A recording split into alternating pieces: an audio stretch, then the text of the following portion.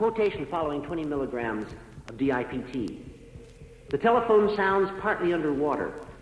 Here are signs of a pitch change on radio. The absolute pitch down a major third. Chord on the piano sounds out of tune, quite flat. Music terrible, unlistenable. The other senses seem in no way affected. If I were deaf, I would have thought this an inactive drug. Several hours after ingestion of the material, this note. Hearing normal, piano back in tune.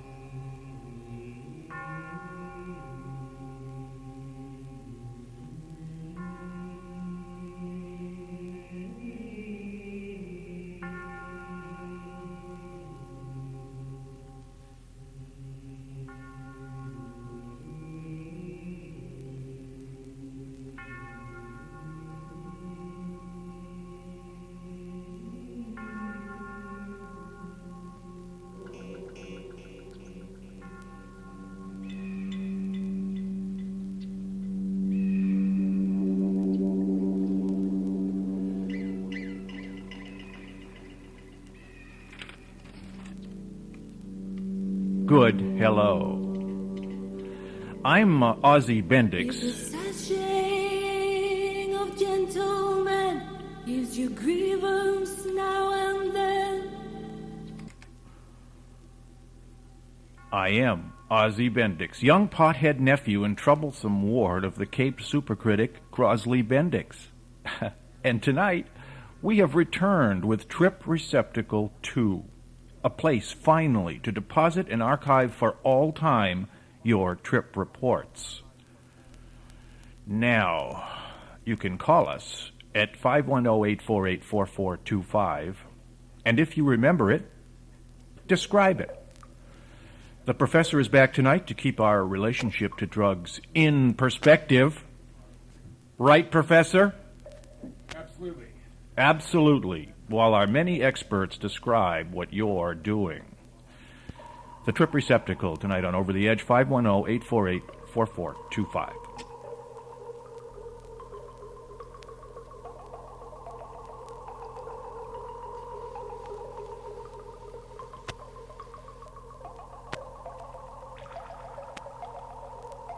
When you see somebody taking a pill and then the colors become very vivid, it's like kind of strange distortions, and we say,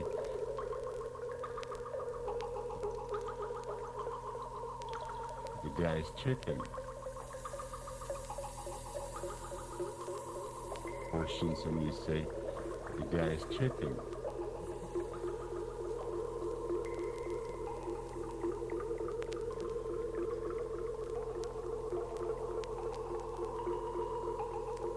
After this first success in the ergot field, I think in terms of the consciousness-raising aspect, that also is very foreign to our culture, that in general we don't recognize the human need and interest in altered states of consciousness. We don't teach our children how to vary their consciousness without drugs or teach them how to use drugs in safe ways. So that's asking a lot for our culture to change in that area. I don't think we can control this area through criminal law. I think it is possible to do it through education, but I don't see anything that I would call real drug education in America today. Real drug education would honestly prepare kids to grow up in a world where drugs exist and to not get hurt by them.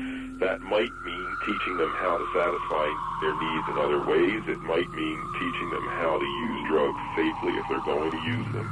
It might mean, for example, in the case of tobacco, teaching that the main concern there is addiction. It's not lung cancer and emphysema. What's needed are some memories plainingly. Those planing legs will surely calm you down. At that particular time, in some instances, this would be a culture that the person might have been familiar with. In some instances, these were cultures that the person didn't know, but I knew something about. In some instances, neither of us knew the culture. And I would have to go to people like Joseph Campbell, and I would bring the drawing and describe what the person experienced and say, do you know anything about this?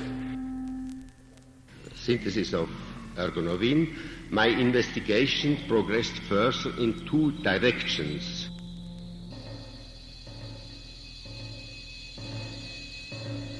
That the risk of addiction with smoking tobacco is very, very great, so great that I think you shouldn't even try it once. And you can explain that in terms of the physiology of smoking and what that Although does to the brain. that message comes across. I mean, I think you I don't learn think that. so. That's not what I don't hear that. People are surprised that they become addicted to cigarettes. Come on. There is no warning label of that on cigarettes. The companies have fought that. All the warnings are about medical disasters far in the future. Pupils. Pulse, blood pressure, and breathing were normal.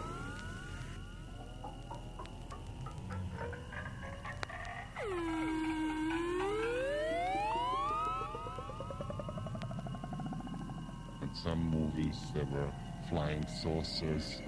In others, it was like dandy animals were talking.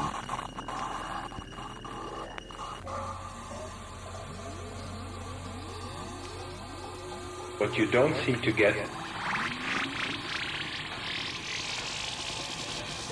what you don't seem to get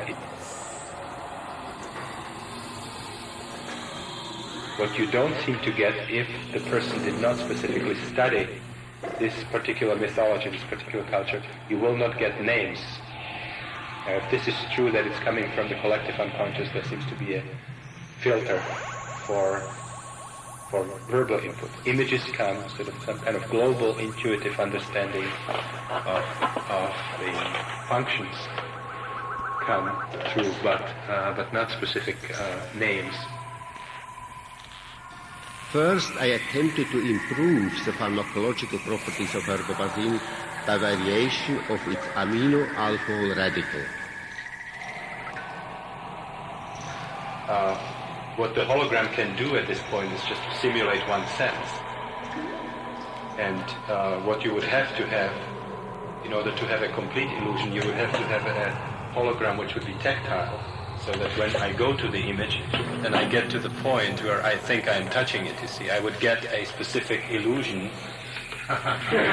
Feelings. First of all, suggesting that I'm touching something, I would get a sensation of touch. And also, something would have to stop my further another movement, physical feelings, another person's emotions. In some instances, picking bits and pieces of childhood memories of another person that have never been discussed and so on.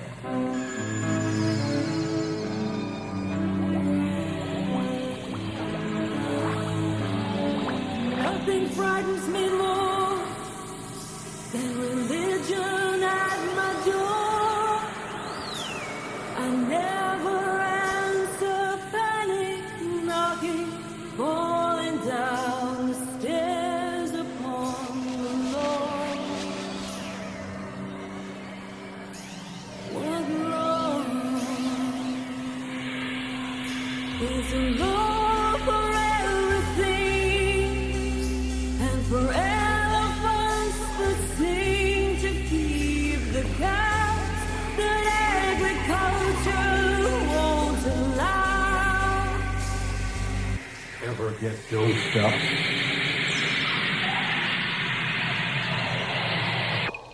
Ever get dosed up? Got a tale to tell.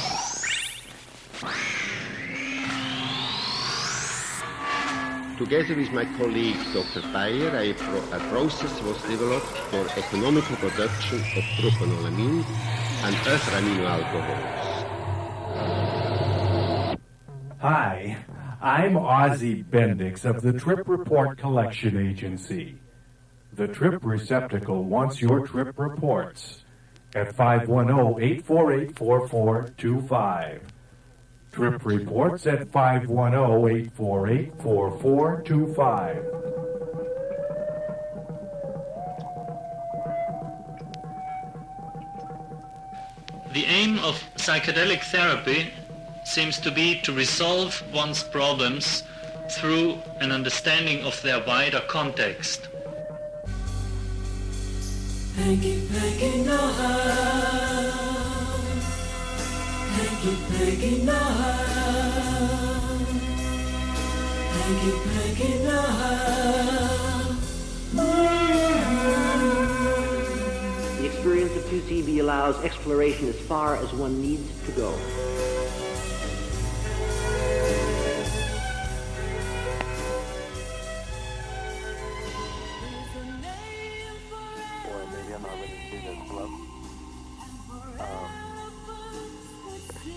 Well, I was up in the mountains, and a friend had a map that he said was he got from a guy that he takes care of his property, this log cabin, and he said that this guy was an older guy, who was a friend of ours, who was getting creepy, all these people. So all this time I was doing a scratch acid all my life. Wow, I finally get to try some of the real stuff. So, oh man. Anyways, went through the whole paranoid trip and everything, and my friend turned into Pan, what I thought was Pan, and it scared me, you know. So I was, you know, kind of in awe as well. But then he started turning into other things, you know. Like things started coming out of his body, like he was a snake, and then he was the devil. And then right then and there, I said, I know why you brought me up to this mountain. So I started to go down the trail, and I'm like, you know what, forget you, man.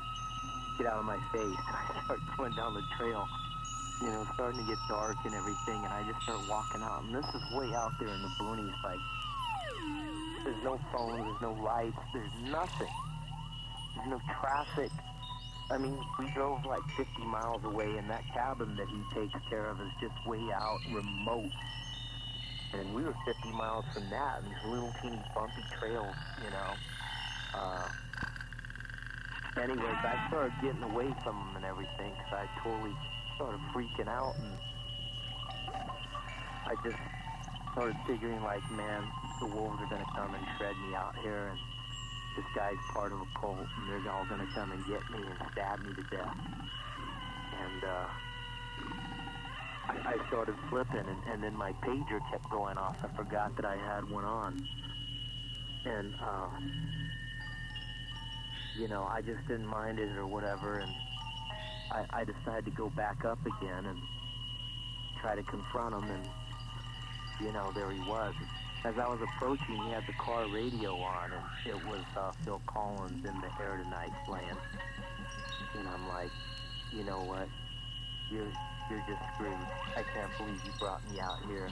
You suck. I know what you're trying to do. You're trying to take my soul off you. And he just started laughing, maniacally, crazily. And that just didn't help. So I went down the road again. Anyway, I just started flipping. I'm like, I'm going to die tonight. I don't care. I'm going to die. I know I'm going to die. And then I started seeing visions of Jesus Christ. And I said, yeah, that's right. Well, it's not that I'm a Catholic anymore. I'm an ex-Catholic. But I just figured that, well, you know, okay, he died. He went through it, but he came back to life. So it doesn't matter what happens to my body right now. If I end up getting killed to death, I'm going to, you know, I'll come back anyways. My soul's going to keep going on. And then that's when the whole concept of evolution started hitting me like, yeah, it doesn't matter if I die, if I melt into this ground, if I die. I'm going to keep going on and on. This well, I had done a lot of THC, and I was listening to Oh Superman, Laurie Anderson, and at the line, so you better get ready. it started to loop in my head, and I started to see sort of a fake oscilloscope trace in front of me, and then sort of going along with the words. And I'm embarrassed to say, occasionally it would morph into falling, and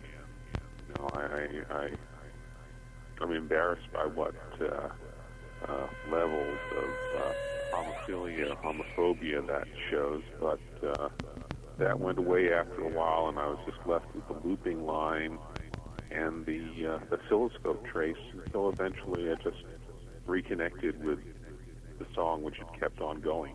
That's about it. I've never done anything stronger, so there you go. Someone else's description of an interesting point fairly late in her trip was something like, a sort of a boring mutilation movie, but she didn't seem too disturbed by it. And this wider understanding generally leads beyond the personal realm and often involves a very deep understanding of the total human situation. And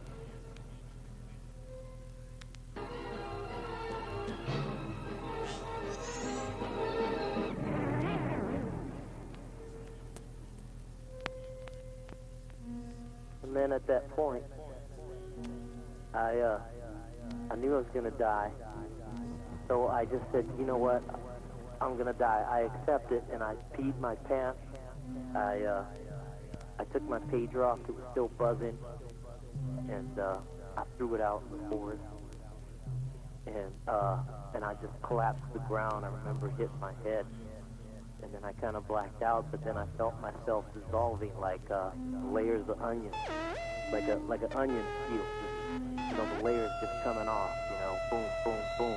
But the layers was everything since I was born, like sight, smell, just visions, emotions, feelings, colors, everything to do with the senses, memory, and everything was just melting off. It was just shredding off of this being or whatever, and it was just all coming off in multi-colors, and it was dissolving into this big ocean.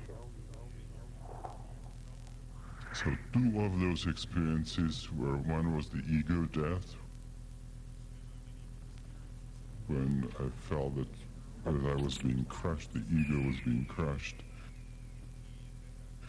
I connected with the image of the dancing Shiva crushing the little dwarf.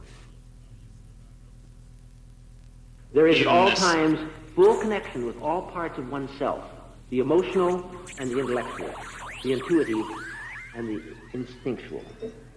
It is a superb tool for learning and for growth. And 2CB allows one to recover baseline within 6 to 8 hours using a maximum dosage of 25 milligrams. the human situation. Saw a lot of things. A lot of things that I can't even describe what it was. Things that are just amazing. There's the whole other universe of just unidentifiable things. Incredible vision came after that. And it just went on and on. And it seemed like I went through these little trips where I'd hit certain beings or whatever, and then turn away into something else.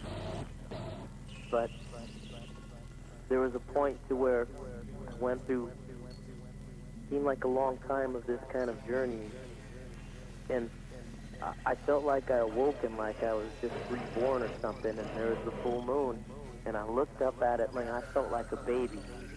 And I looked up to the moon and I just said, thank you. Thank you. Thank you for my life.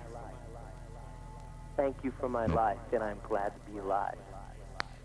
One of these states was a state which can be called void. Usually lower in the area of 18 to 20. How does consciousness produce the illusion of matter? People, sophisticated people, talk about it as supracosmic and metacosmic void. Another drug mentioned earlier, ketamine, is abbreviation for 2-orthochlorophenyl 2-methylaminocyclohexanone.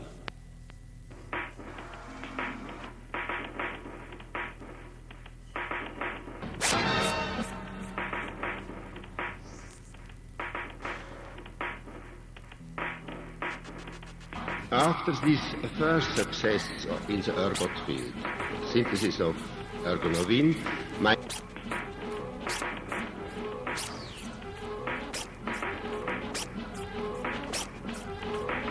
and at the end of the synthesis, I got in a very strange condition.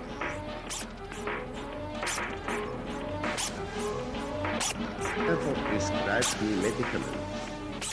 It conveyed me to my bedroom and watched over me on my bed.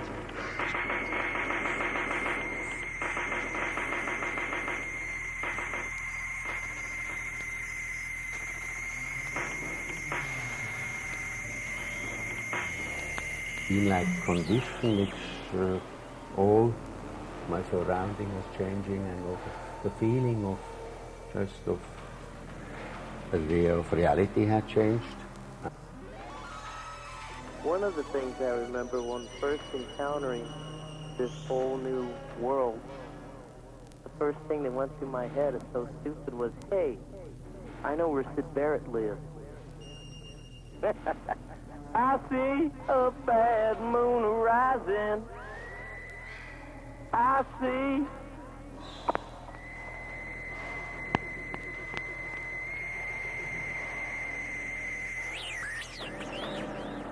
My work is indeed dedicated to the development of tools, but tools for quite a different purpose.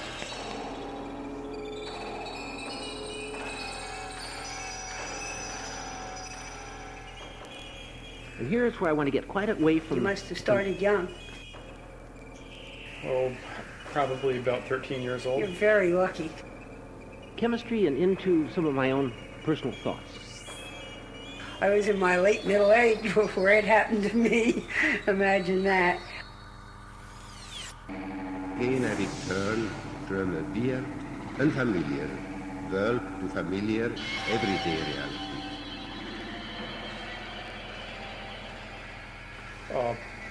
I've been involved a little bit in the rave scene.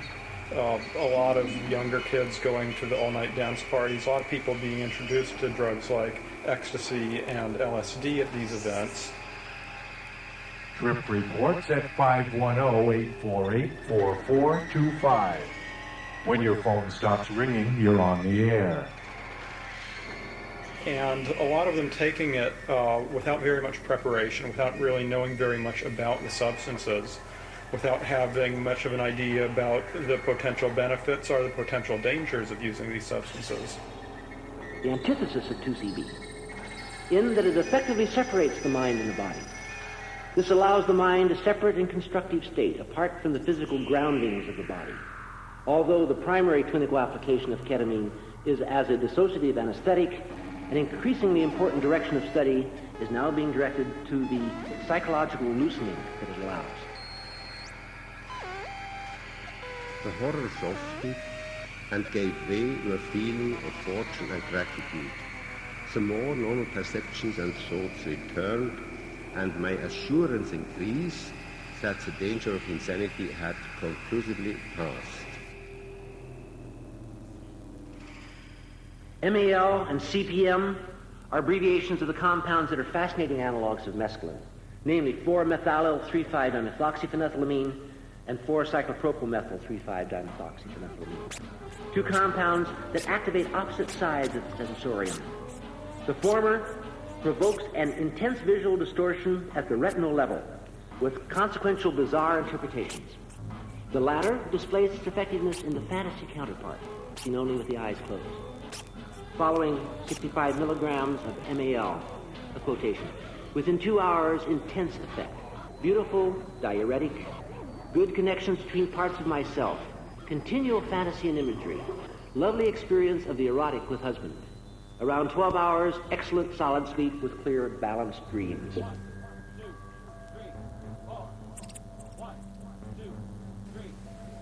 when we talk about chemical psychedelics, we also do get into some other families, however, such as the phenethylamine substances like MDMA, ecstasy, and 2CB.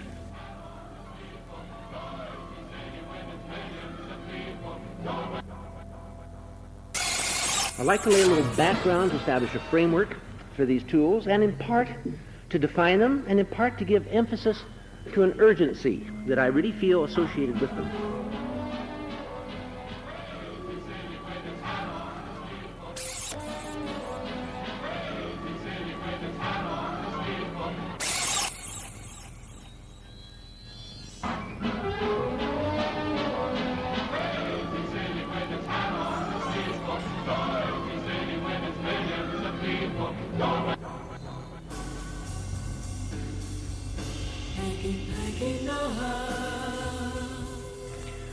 The experience of group consciousness is common, for example, in peyote ceremonies.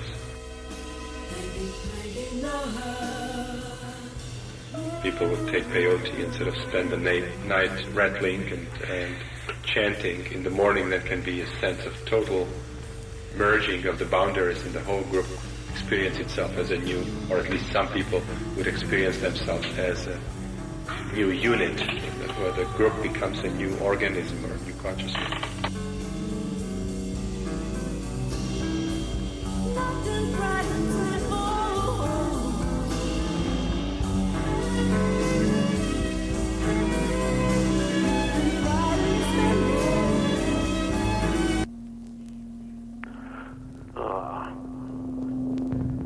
Well, I'd have to say that the first psychedelic I ever did was a magic mushroom. It was given to me when I was about 15 years old in Christian Brothers High School in Sacramento. In the parking lot, a young man came up to me and kind of thought I was really square and kind of a sort of a introverted little... And he thought it'd be really funny to see what would happen if I ate this mushroom. So he dared me to eat it, and I ate it. And I was picked up by my stepmother. My father was a juvenile narcotics officer at the time. I was picked up by my stepmother, and we took this ride across the causeway between Sacramento and Davis. And I remember watching the freeway just sort of stretch out in front of me, and it was as if it was changing direction, and the freeway sort of turned into this sort of swirling ribbon, and I started laughing. My stepmother looked over at me and said, "What's so funny?" And I said, "Oh, it's just a joke.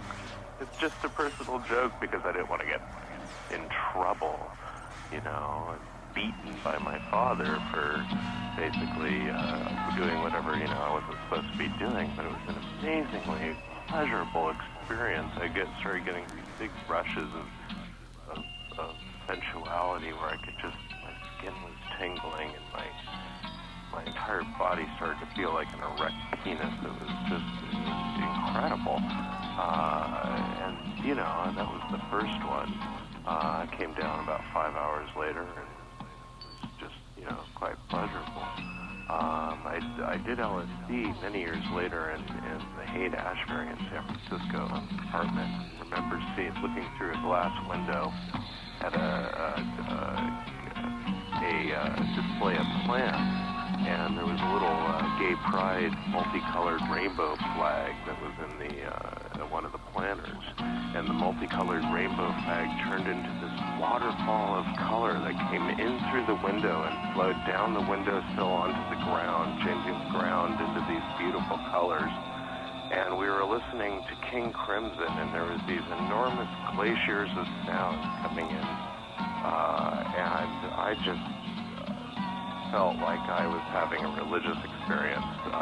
It just was the best, most amazing thing I had ever witnessed in my life. It was as if the ground had turned into a cosmic swirl of nature. It was just spellbinding. And then later in the evening, it slowly started to decay, as if there was a book of psychedelics placed on top of my head, and then page by page it was lifted off, and slowly came down, and I just felt great the next day.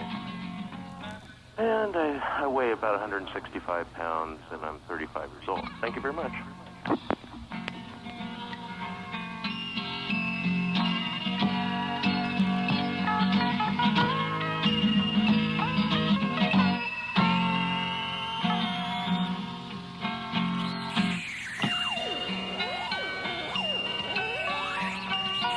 But then I found bits and pieces of similar information coming from scientific circles, some papers by people who were into quantum physics. We don't teach that.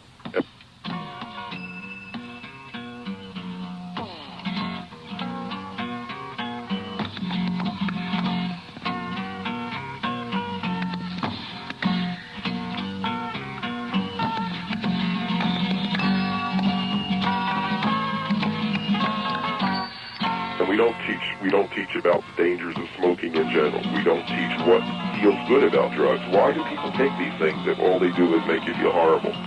When I pick up the drug war propaganda and kids ask questions of, why do people use this, nobody gives them a satisfying answer. The fact is that many of these drugs do provide interesting experiences. I think drug education has to be honest about that.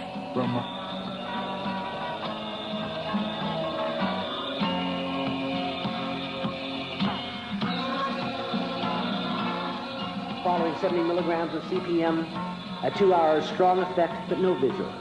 Wonderful locking into music. Deep loving, erotic, very good. With eyes closed, intense, colorful fantasy, much like LSD at times.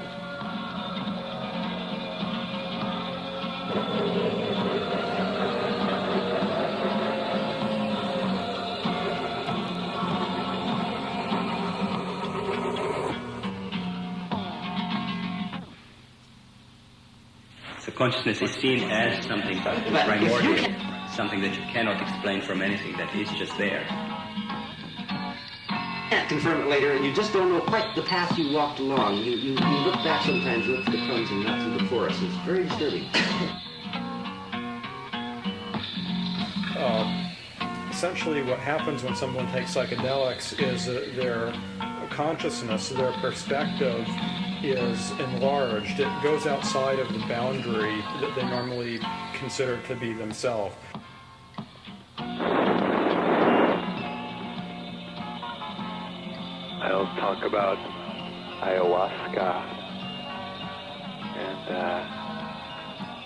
laying down after a great ceremony for 45 minutes of preparation and drumming with the shaman, and all 8 of us laying down in our feather beds, and 45 minutes, nothing happening, and then suddenly I discovered I had to brace myself and took off, just flying through the multicolored universe, these huge exploding fans of light and color just bursting all around me. And looking over, I was cruising along through the cosmos with some of the other people in the room. We were shaped like different animals and really smiling. It was very calming to know that I was cruising along with them. And soon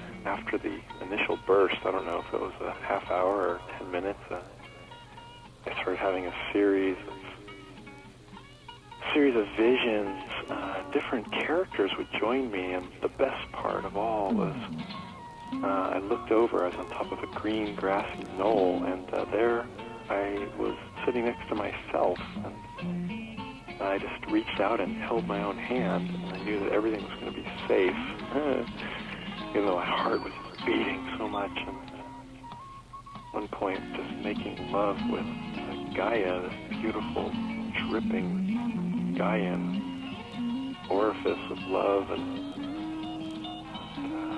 just continually meeting different entities until finally 7 pixies were top of the roof, looking down at me, smiling. I knew everything was really fine. He carried me through the rest of my journey. So, okay, so I'm think it's about 1985, and I'm with a buddy of mine who ended up going to the Gulf War as a Marine after this. But we're on Haight Street, and we're looking to score some buds and doses, and we did. There was some really cool hippie, bless his heart. He gave us some really nice stuff. It was all cool and everything. We got some little grass and molasses. And, we cruised into we dosed the acid, and I guess about 30 minutes later we cruised into the park, and we were on the Haight-Ashbury side of the park, so it took about 15 minutes to get to the Japanese tea gardens. And around the Japanese tea gardens there are these moss-covered pools. It was a summer, sort of an overcast summertime day, and I noticed that one of the pools wasn't a pool at all. It was made of green concrete, and there was a whole crowd of people standing around this big, large area of green concrete. There was these rocks surrounding the green concrete, and I thought, I feel great. It would be really cool if I just ran on one of those rocks and jumped off and leapt into the air and landed on the concrete. So I ran up, jumped off, and I leapt into the air, and it was going in slow motion. The sun was shining. I was flying through the air, and I came down, and my foot touched the green concrete, and it broke open, and it wasn't green concrete at all, but it was moss and water. And I retracted and recoiled, but I couldn't stop gravity, and I splashed into the middle of the water. And I came up coughing and spitting, and all these Japanese tourists were looking at me, and I had moss hanging off of me like Sigmund the Sea Monster. And my friends laughing at me, going, "Oh my God, why did you do that?" So then I had to get out of the moss in the middle of the water and, catch the bus home, and the tripping, soaked with mossy water from Golden Gate Park. I got home, and my Aunt Ricky, who it turns out was an old acid head herself, but she looked at me, and I just said, "Oh, hi, Ricky, I fell down," and she goes, "Yeah, uh-huh." Individual perspective. I think that we have to make a very important distinction between drug use and abuse. I mean, I think that part of the drug war rhetoric is that use is necessarily abuse. There are hundreds of thousands of people in this country who use drugs, illegal drugs, in a controlled way. They don't get in trouble with them. And our whole entire perspective focuses on the relatively small number of people who do in fact get in trouble with drugs. Because you don't know how you got where you are. And so this family of compounds, and PCP fits in this area in higher levels very keenly. You go into a very interesting introspective state, but you can't quite grasp and hold and bring out with you where you were and what you had. 1, 2, 3, 4. 1, 2, 3. 1, 2, 3. 1, 2, 3, 4. 1, 2, 3, 4. 1, 2, 3, 4. 1, 2, 3, 4. 1, 2, 3, 4. 1, 2, 3, 4. 1, 2, 3, 4. No sleep before 1800. Lest anyone should have the impression, by the way, that research in this area leads always to God and to insight and to deeper experiences in loving, let me mention an example of a compound called 4-TASB, which is 4-thioethyl-3-ethoxy-5-methoxyphenethylamine, following a 100 milligram exposure. At about 2 hours, pleasant and positive, peaceful feelings, very good humor. Later, sleep impossible until early morning, and then only about 2 hours. All next day could not rest or sleep. Feeling of nerve endings raw and active, anxiety over heartbeat. Frightening effects on nervous system. Depression, back of neck sore from tension. My first experience of being able to detect what felt like continual electrical impulses between nerve endings. Had the impression that if I allowed the wrong sequence of images to flow in my mind, I might experience some sort of convulsion. or might at least a kind of mental shock or sorting out. I've been on drugs for 20 years. Exxon, a quarter pound of fresh beef. People, TV, Diet Pepsi. LSD. Lord Jesus Christ himself. America's willingness to go to war. Chevrons. More or less obliterated, and one finds himself viewing and experiencing things in life from a much vaster perspective. Okay, so let's see here.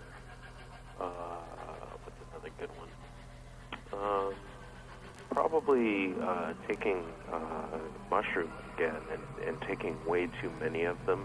I think about 1 gram per 100 pounds body weight is a good rule of thumb. So if you weigh 200 pounds, go ahead and have 2 grams. But if you weigh 100 pounds, have 1. If you weigh 140, have 1.4. You know, and any more than that, you know, because if you take like a whole bunch, it becomes pretty overwhelming, and you can, you know, really whack yourself out. So that's pretty much what I did. A friend of mine who's now dead, he died of AIDS, his name's Walter, but he used to like to powderize them, and he would put them in a coffee bean grinder and turn maybe a couple ounces of psilocybe cubensis down into, you know, really small powder, almost like a flour, and put them in capsules. Just take the pills so they don't get in your teeth.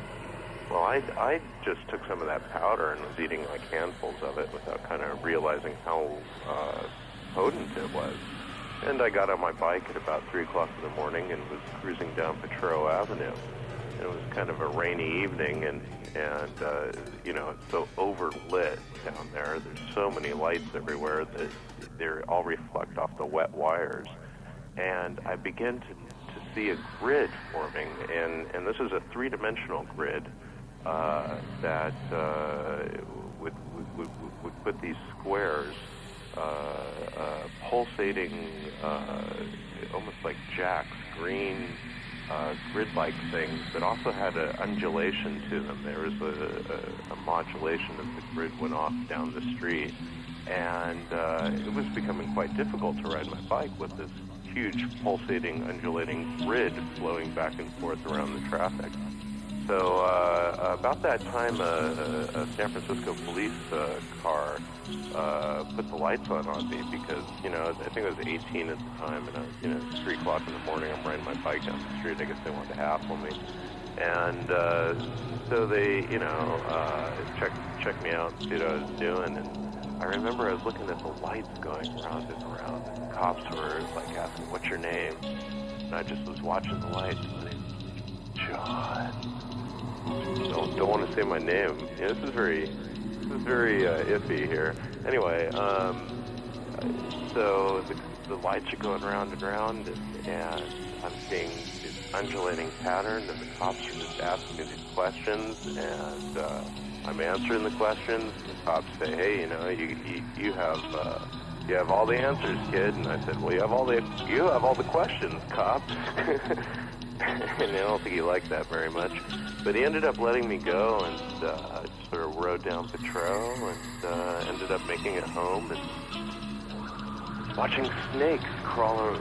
Well, not really snakes, but more like these sort of fluorescent ghosts of snakes patterns crawl in and out of my grandmother's television until I just sort of fell asleep.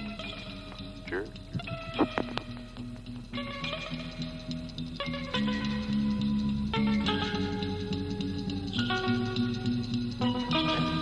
A group of compounds fascinating, which I do not work with, because I want that recall. I want that ability to work over where you have been and what you've seen and use it, and not merely be entertained and then have it like a dream disappear into thin air. From something which is further upstream in consciousness before you've sort of narrowed down your perspective to that of a human being with a particular personality, with a particular life that you lived through, which sort of colors everything that you then experience.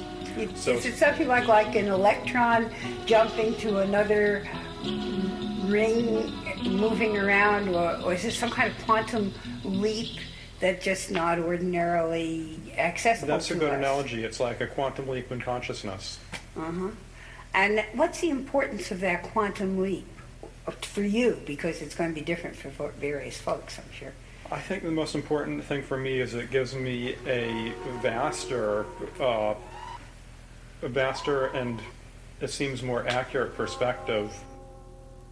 I think the most important thing with psychedelics is what I will call the basic psychedelic experience, the process of dissolution of the identity and moving to a place where you have a larger space of consciousness. This happens with all psychedelics to a greater or lesser degree. With ecstasy, it's the only one which does not really quite produce that experience.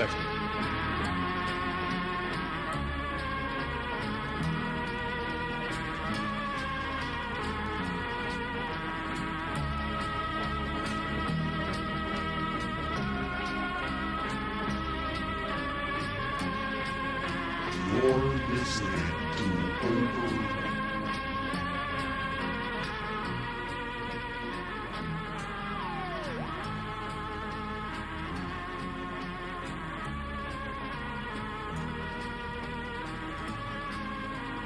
You're listening to Over the Edge on KPFA, KPFE in Berkeley, and KFCF in Fresno. This is Trip Receptacle with me, the Professor. Call now to deposit your trip report.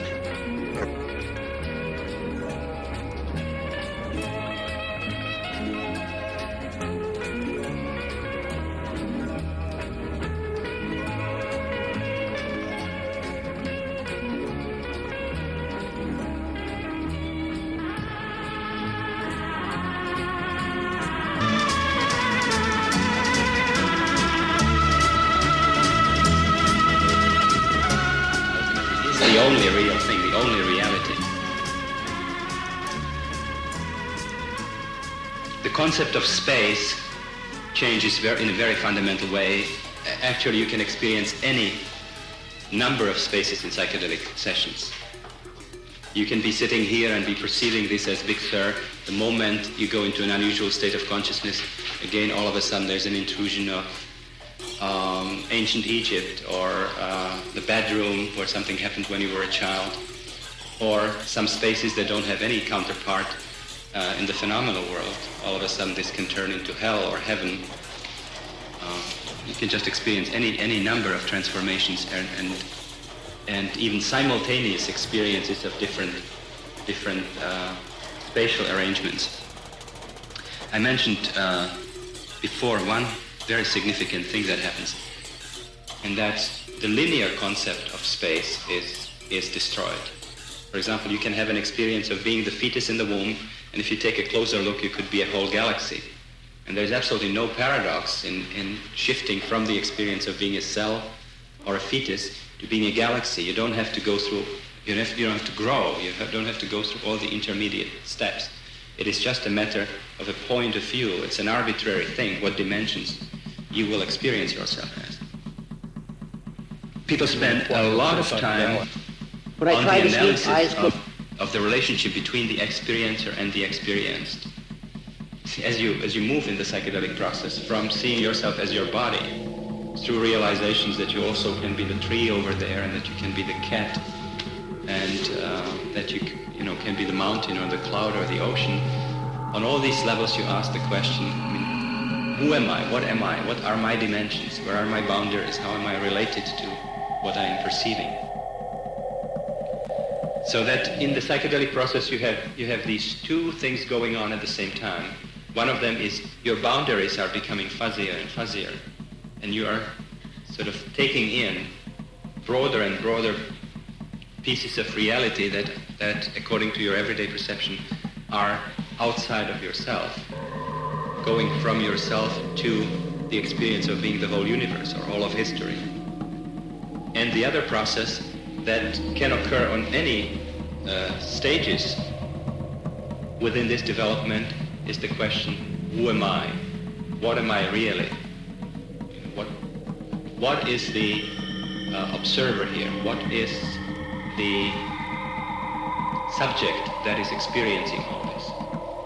And how is it related to what is experienced? Those fantasies became intensely negative and threatening.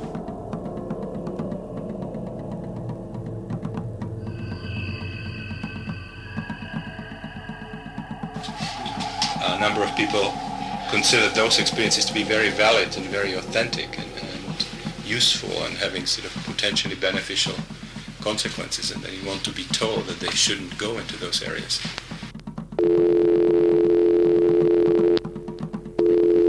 I could not smooth out the nervous system.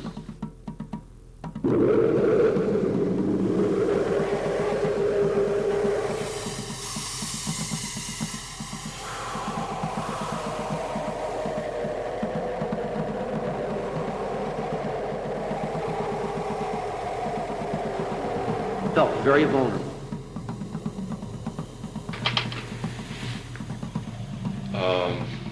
It doesn't stop with the animal realm, and I have a list of number of experiences where people identified with plant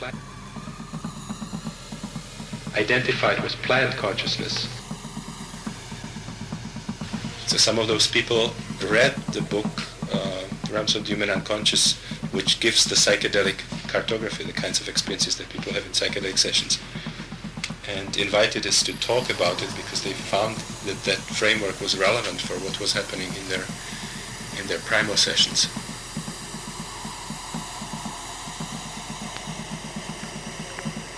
Okay, 1984, in my last year of high school, I was living with a roommate of mine who was a year ahead of me. He had already graduated from high school, and we smoked a lot of pot and did a lot of LSD, and we were up all night tripping, and it was maybe my friend had joined, he had been recruited to go into the Marines, and he was jogging in the mornings. He certainly hadn't signed up or anything yet, but he was jogging in the mornings to train.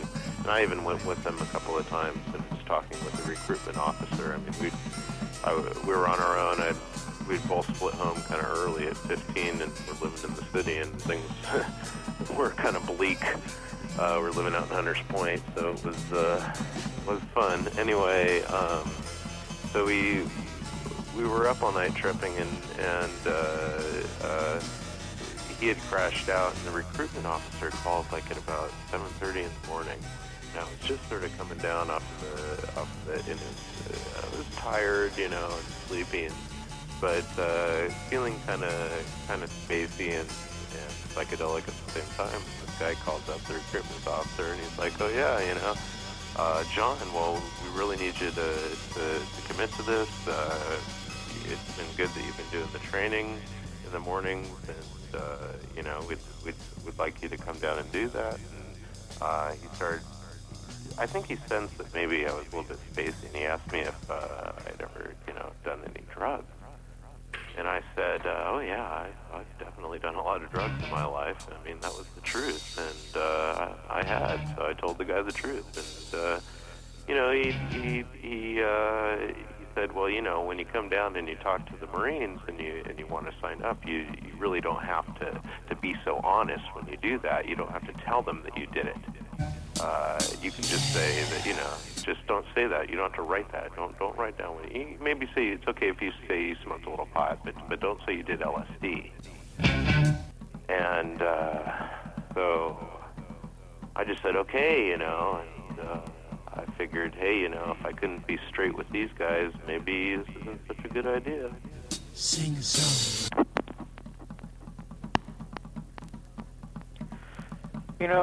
It can be said in a way that taking psychedelics is a form of ego suicide.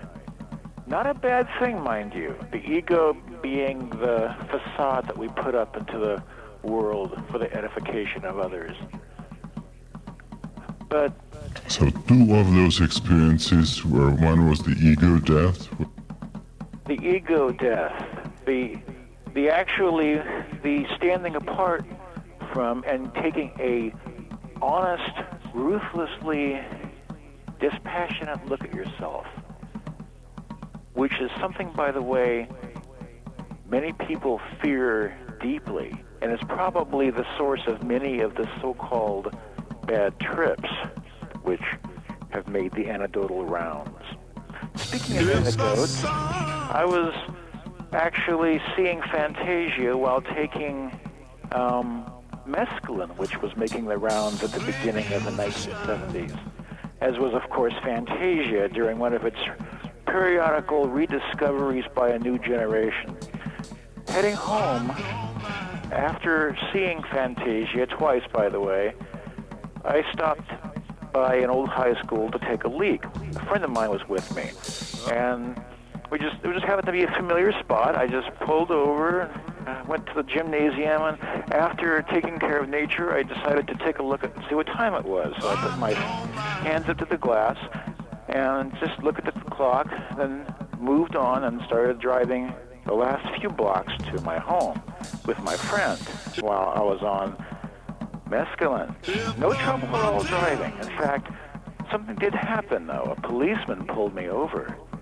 And it turned out, after he had us get out of the car and just stood there a while, that we had inadvertently set off the silent alarm while touching the glass to see what time it was. So I'm there, standing there, watching this policeman's face shifting and melting in front of me.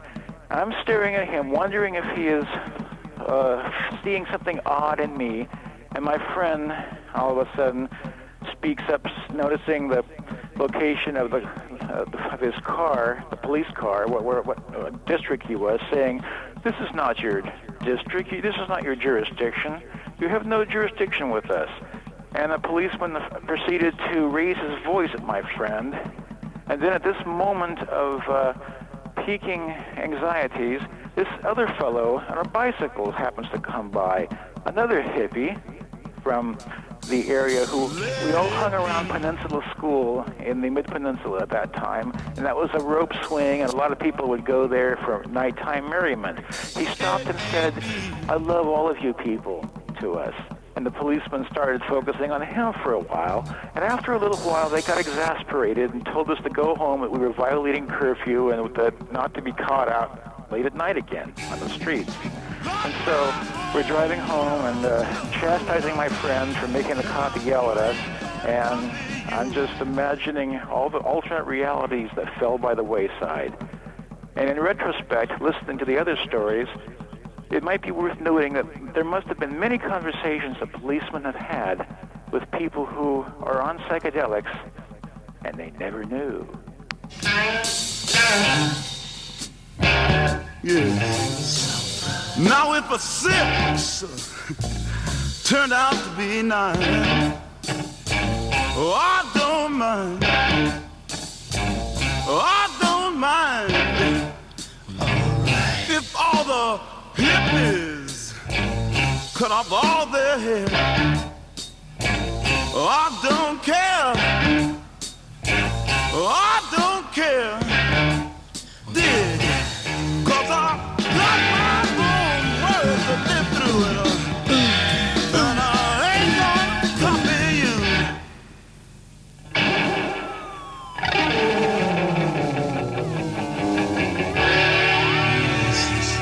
It's cool, man. It's all right.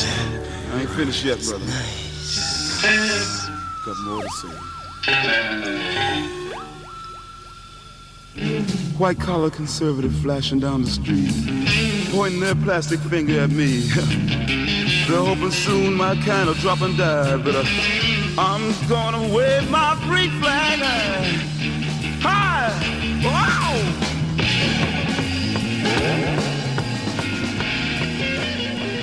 A Datura report. A Datura report. Hello? Are we there?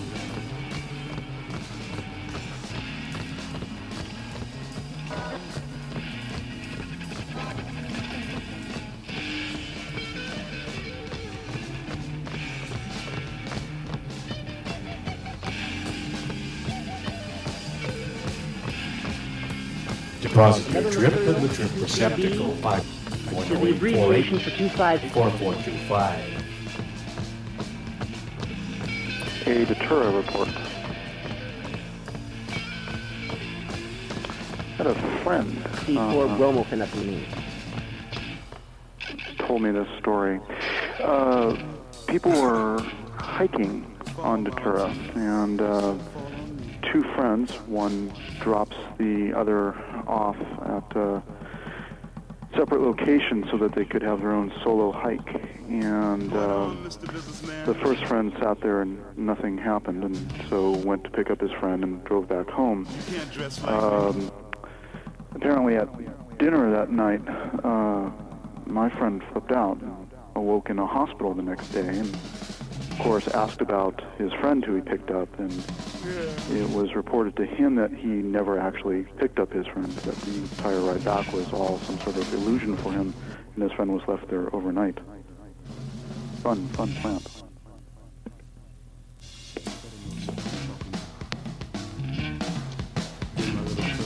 Do not repeat.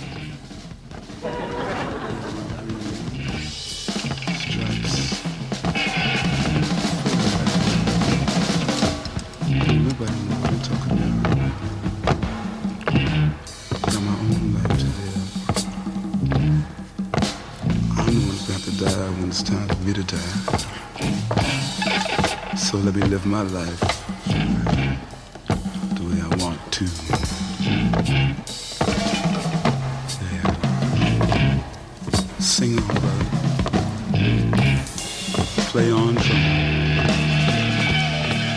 And the point I was trying to make was that when you look at drug abuse, to me it's irrelevant which population it is. You have to look at the context in which they're abusing drugs. I think that I use the example of people who are caught in a life of poverty.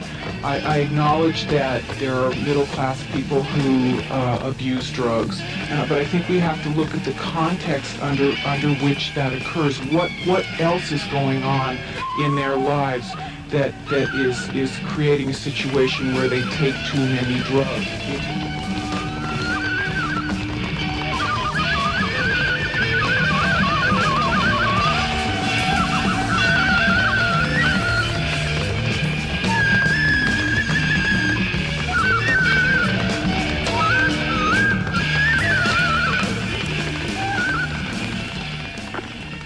Disregarding the fact that I had a fairly high grade point average, I got kicked out of Christian Brothers basically for smoking pot. I was smoking pot on the weekends and was seen by the mother of 3 other kids who went to Christian Brothers, who complained to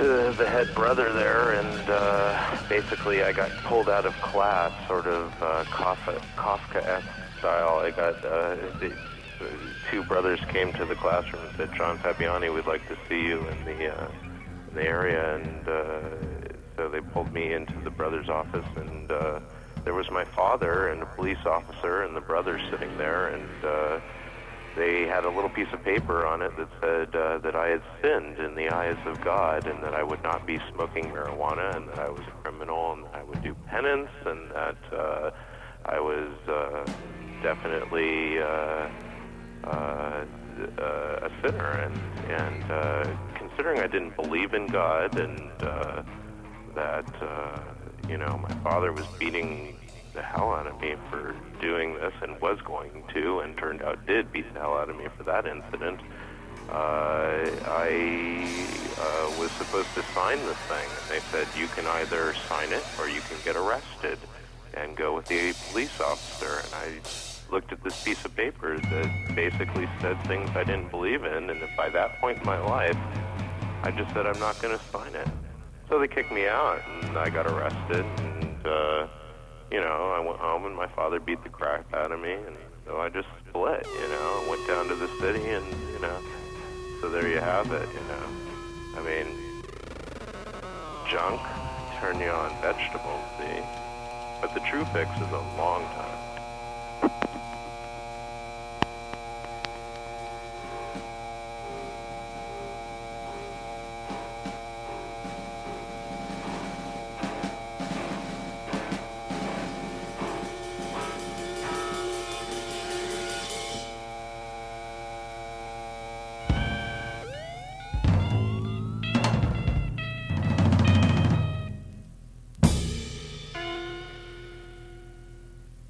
junk arrives at... The junk arrives at... The junk arrives in ever-increasing volume.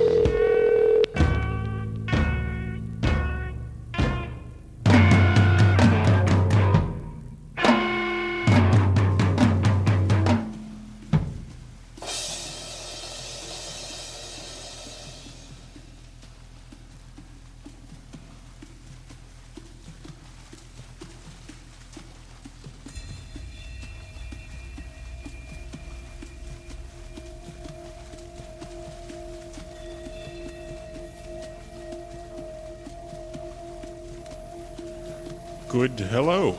This is the Professor, and I'm coming to you tonight out from behind the mask of my pitch transposer because I wanted to relate to you this very personal story about my own experiences with psychedelics. It began when I was a very young teenager, about the age of 14, in fact. By that time, I had experienced most commonly available drugs, including LSD for a number of times, but only weekly. And a friend of mine gave me some rather powerful LSD. Unfortunately. And I did not quite realize the strength of said LSD.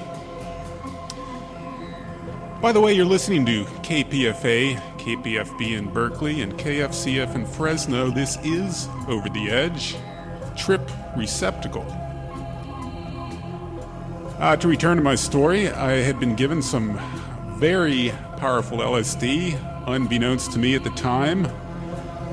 In retrospect, I would estimate that I took well upwards of 500 micrograms or so of some very powerful LSD, and was sitting in my bedroom alone at night on a school night, and my brother came home and we smoked a little bit of pot, and before we knew it, the LSD had kicked in rather severely. Now, at this point, I was entirely alone, listening to some music on a pair of headphones. The music happened to be Funeral in Berlin, a rather nasty album by Throbbing Gristle, and boy, did the LSD ever kick in hard. It's rather difficult to describe to somebody who's never experienced this before, but when the LSD kicked in, the first thing I started seeing was an incredible visual display, which was totally in sync with the music. This is what is commonly known as synesthesia, where what you see and what you hear combine into one, and it is quite an experience. For those of you who have experienced it, you might know what I'm talking about. If you haven't experienced it, you have no idea. The best way I can describe it is if you were watching moving stained glass windows that were visual representations of music. Now, this went on for what seemed like quite some time, much to my amazement, and the strength of the LSD increased to the point where I was not only seeing what was directly in front of me, but I could also see what was behind me and above me and below me, essentially a three-dimensional eyeball, as it were. And at this point, my ego began to slowly dissolve.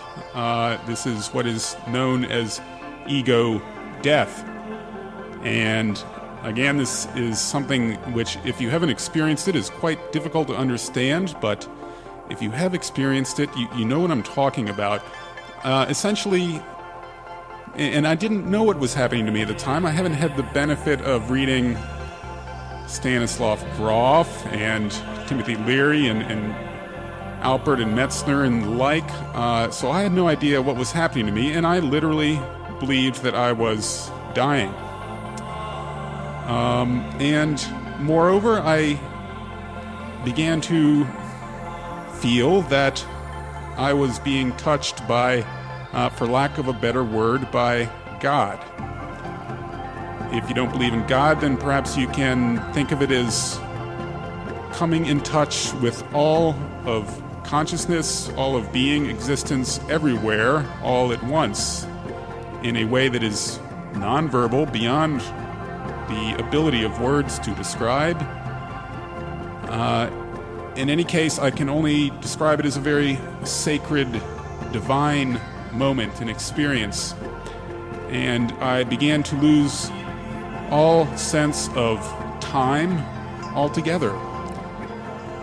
In essence, I was outside of time, and what I experienced seemed like eternity and yet an instant all at once.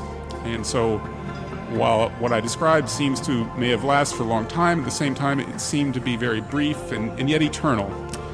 Sounds paradoxical, I know, and if you haven't experienced it, again, you have no idea what this is like, and if you have experienced it, then you do know what it's like. But in any case, there I was, and I found myself bathed in an intense sapphire blue, this very piercing blue light which pervaded my entire being, in which I saw in all directions at once. And I was no longer the professor. I was a little piece of God, is how I would describe it. And not really understanding what was happening to me, I, at this point, began to lose it, as they say, and more or less began to fight the experience of dying and struggling to regain control of my ego. And this point, what was up till then a extremely blissful, ecstatic experience, became an extremely hellish experience.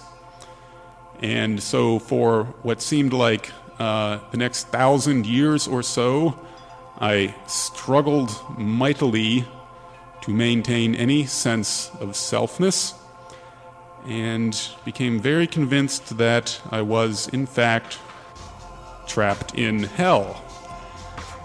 This is actually a very common perception among people who are suffering ego death. Mr. Groff calls this a state of no exit. The no exit state, for those of you who have not experienced it, is extremely intense, filled with terror and the belief that one will never, ever reach sanity again. It is the specter of permanent insanity. And the illusory nature of reality was very apparent to me, and I basically realized that what we think of as reality, as hard, concrete, objective reality, doesn't really exist. It is an illusion. And it is an illusion which is created by our own selves, and our separateness, our ego, our distance from each other is illusory and is simply a way to distract us from what we have forgotten, which is that this reality does not really exist. And indeed, that feeling sometimes returns, even without the aid of psychedelics. In any case, it was some time then I had several more very powerful experiences which were quite similar, and this more or less dissuaded me from further experiences with said drug for quite some time. Now, this is when I was a young teenager, and fortunately with the benefit of some time and hindsight, I had the good sense to explore the depth of this experience and the meaning of it. And, well, I had the good luck to marry a pharmacologist, and with a little bit of courage and time and caution, I would say, began to experiment yet again with hallucinogens at an older, wiser age. Now, since then, I have re-encountered a large number of these powerful hallucinogens, which are presently available or have been until recently. And I would say that having an understanding of what I went through, having read Mr. Groff and his brethren, that hallucinogens have become a very important and special part of my life. And I hope they will be in yours too, because, you know, until you really understand the nature of this so-called reality, you're deluding yourself. And our understanding of who we are can't really be complete without some kind of ulterior consciousness. You can achieve it through other means, doesn't have to be psychedelics. But you know, if you have to take a psychedelic versus 30 years of Zen meditation, well, not to put down the Zen monks, but gosh, can't really beat the psychedelics for that, now can you?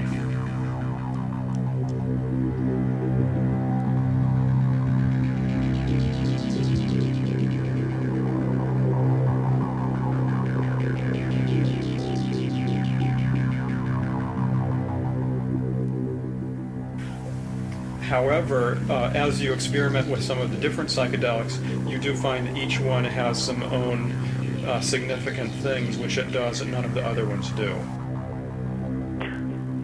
Yeah, well, as far as the heavy lifting goes, you know, time is your handle.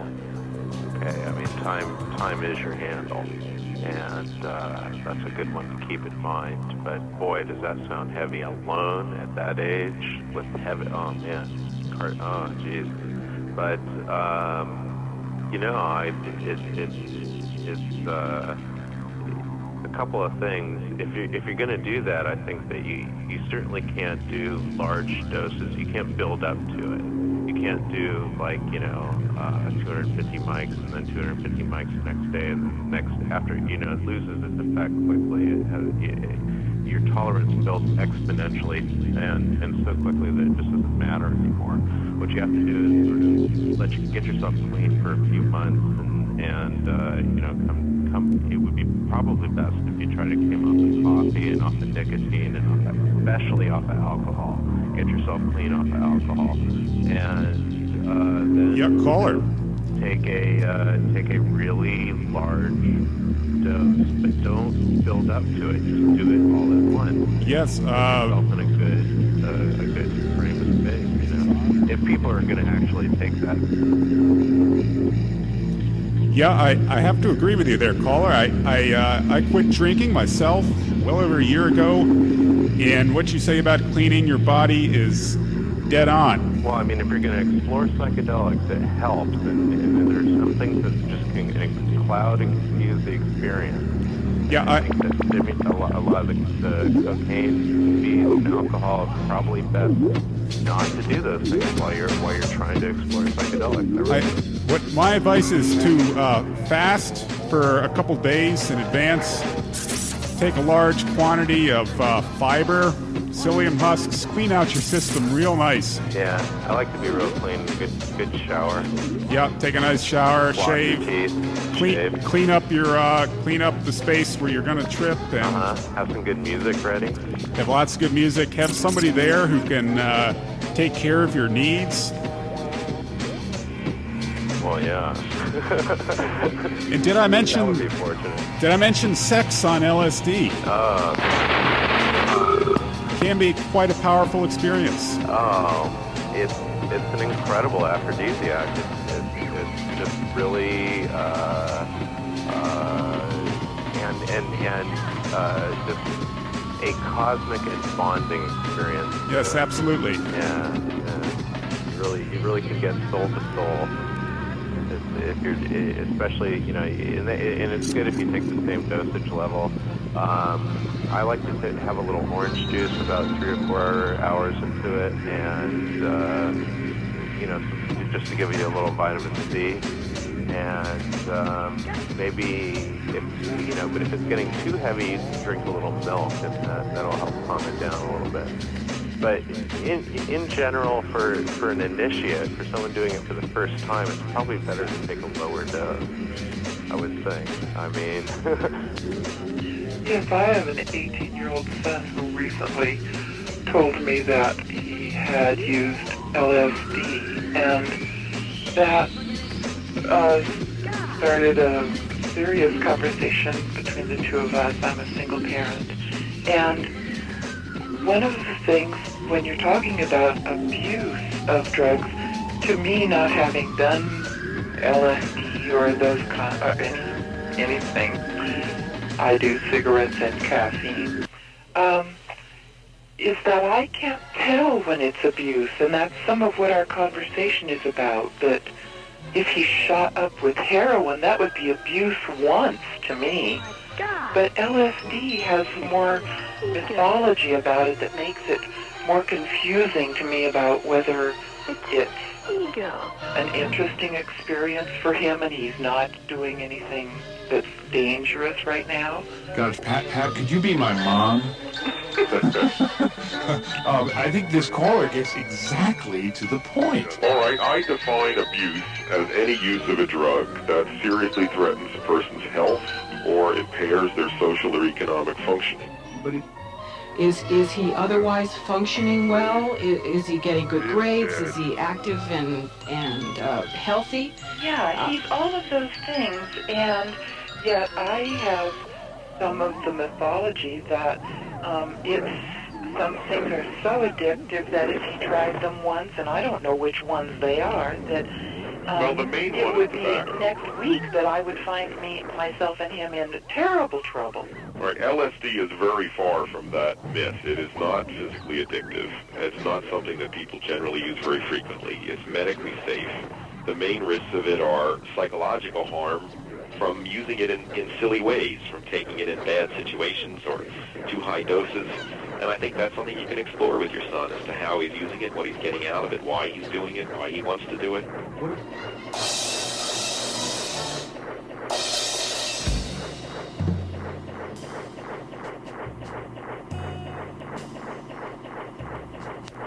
Got a tale to tell. Detailed, experiential information about what the experiences are. Oh my God! Ever get dosed up? Two that would be easier to compare would be LSD, which a lot of people know about. The experience of LSD tends to be something which is, it's very personal.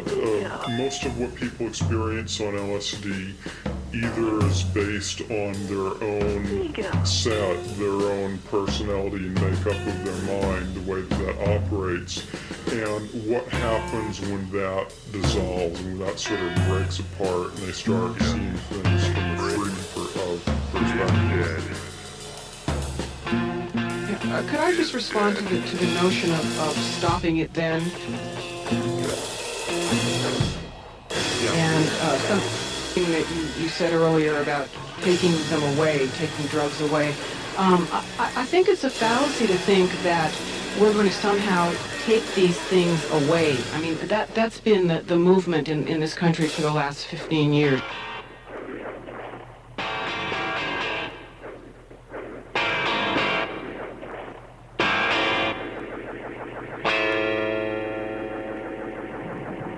You're listening to Over the Edge on KPFA, KPFB in Berkeley, and KFCF in Fresno.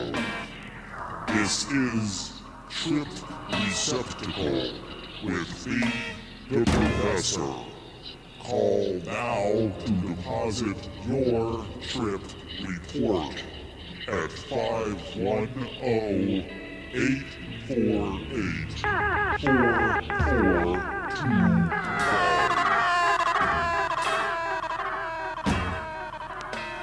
Hi.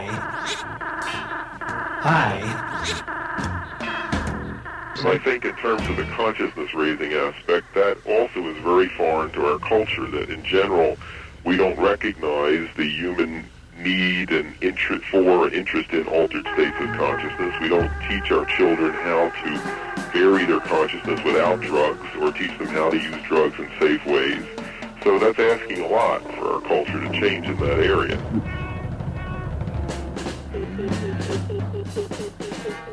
Hi.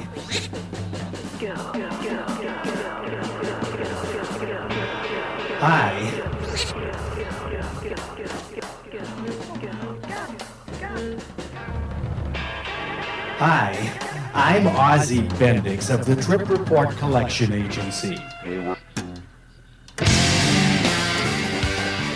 Trip Receptacle wants your trip reports at 510-848-4425. A public service announcement, don't dose and drive.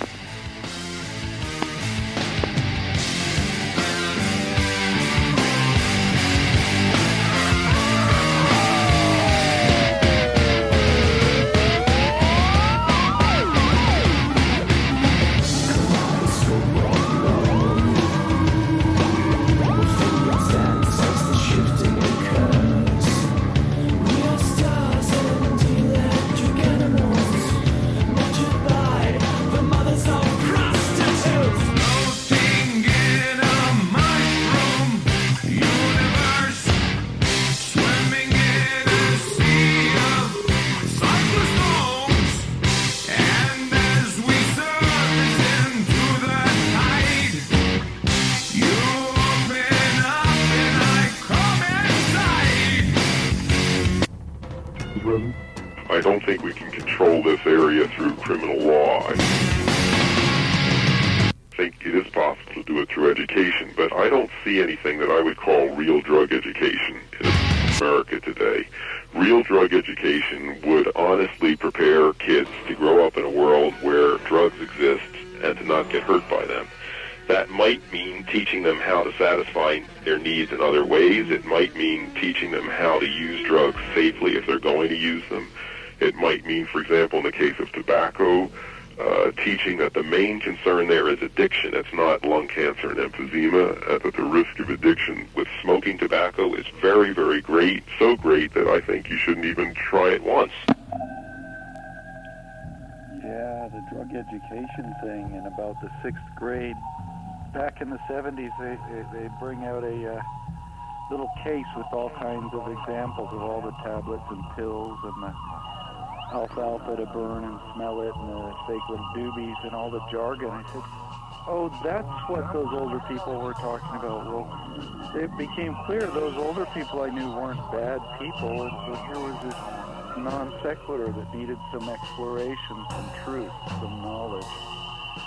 So after years of that as a teenager, trying the different powders, psilocybin, mescaline, and various types of LSD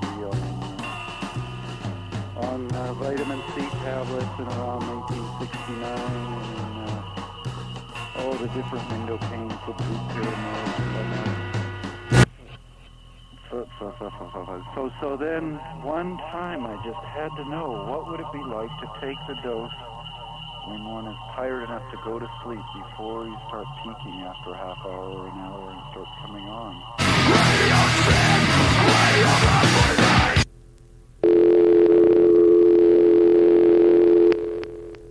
DMT, which is a near relative of psilocybin. Psilocybin, I mentioned 4-phosphoroxy-NN-DMT. Now I want to talk about NN-DMT. This is a compound, the commonest hallucinogen in nature. Note that, because if an alien were spreading hallucinogens around, this would be the one to look at. A tool and a word of vocabulary which ties the mental process directly and constructively into the physical self. The analgesic effects experienced with many, if not most, of the psychedelic drugs are not present with 2CB. On the contrary, there is an increased body awareness of every kind, including skin sensitivity, heightened responsiveness to smells, taste, perceptual stimulation.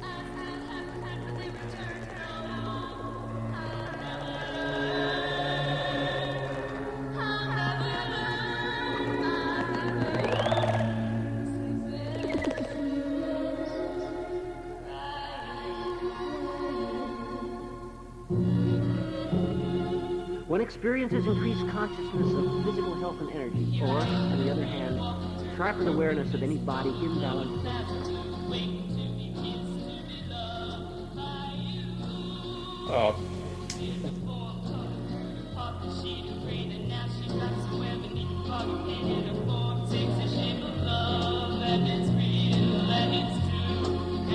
I find with my DMT experiences is that regardless of the particular manifestation which I might be seeing at a given time, it seems that they all partake of the same wisdom and intelligence and consciousness. 2CB allows rich visual imagery and intense eyes-closed fantasy without cluttering up of the mental field with too many elaborations.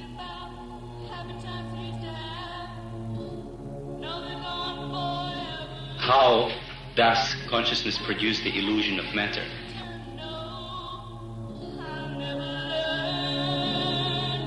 And you can explain that in terms of the physiology of smoking and what that Although does to the brain. that message comes across. I mean, I think you I don't learn think that. so. That's not what I don't hear that. People are surprised that they become addicted to cigarettes. Come on. There is no warning label of that on cigarettes. The companies have fought that. You know, all the warnings are about medical disasters far in the future.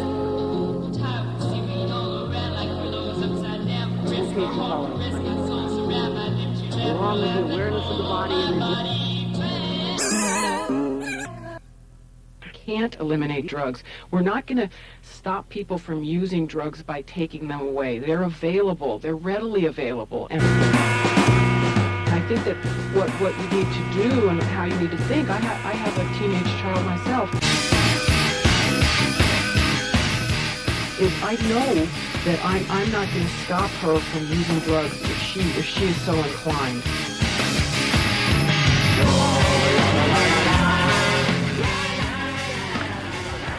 You know, there are other things about this subject matter that come to mind. In fact, when you are on psychedelics, a heck of a lot of things come to mind. You have ideas that appear, and then you sort of trace the branching implications of these ideas, and these in turn bifurcate into much greater ideas, like a growing bundle of grass growing in speeded up time lapse.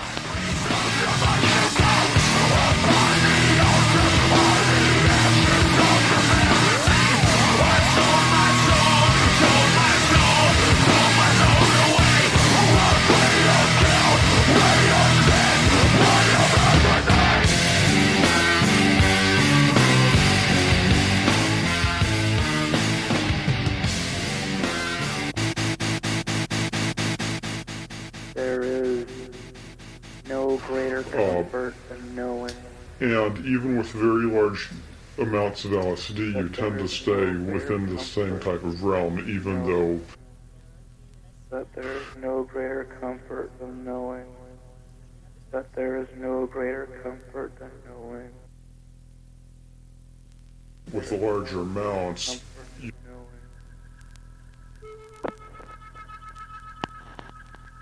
you start experiencing things which you think of the beginnings of life in the universe, the whole process of creation. Since we've had some references earlier to the substance DIPT, not being married to a pharmacologist myself, I don't know whether this specific substance is contains peyote. But I can tell you that peyote does contain that or something like it. Having absolute pitch myself, I can confirm this. Caller? Yeah? DIPT is diisopropyl tryptamine, and peyote contains what is known as mescaline. Peyote contains mescaline, but it contains a lot of other substances. That's right. It does contain a number of other substances. And mescaline doesn't lower pitch. Right. Peyote does contain a substance that lowers pitch. The LSD experience, and this would give some clue to topography of their unconscious. Well, some clue to the accounts that you hear and read about people doing peyote, noticing the sounds of the natural world, which are profoundly altered.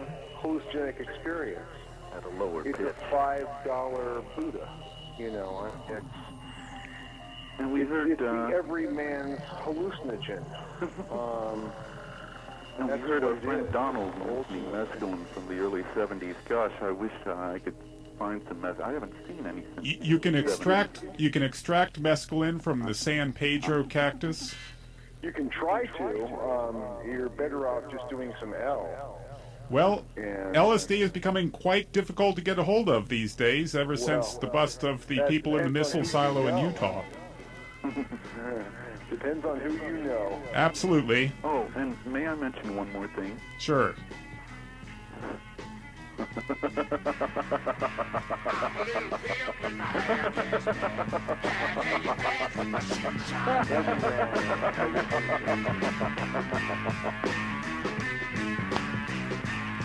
a little lady walk that street, telling all the boys that she can't beat.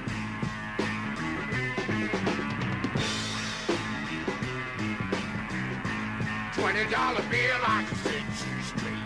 Meet me on the corner, boy, I don't be.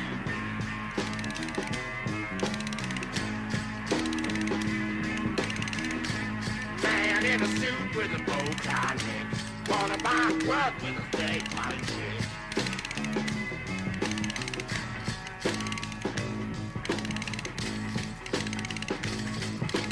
Standing on the porch of the Lido Hotel, bruises in the lobby, love the way I sell my beef, my rat, my cat, my kitten,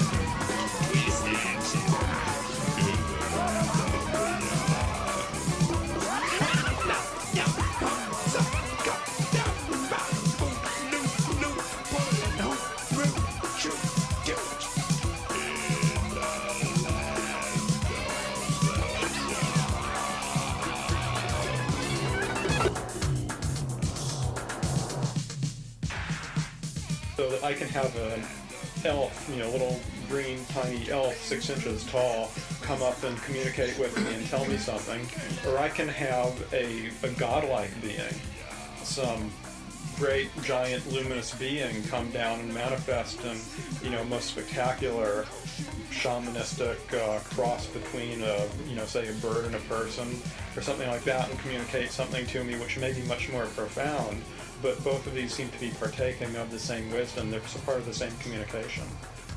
Oh, it's so horrible, I love it. Oh, it's so horrible, I love it. Oh, it's so horrible, I love it.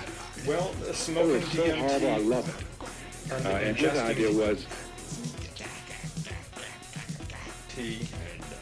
My main task, and I think the task of a lot of parents, is to reduce the amount of harm that's done in the context of using drugs.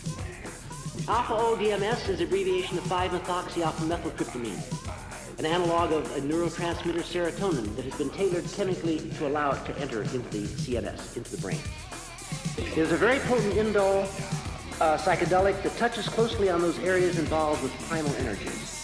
Several researchers experienced dreams of catastrophic events, after exploring this material. One researcher, however, had a dream which involved as a complete science fiction scenario. He found it absolutely enjoyable and is still thinking of writing it up and sending it into a publisher.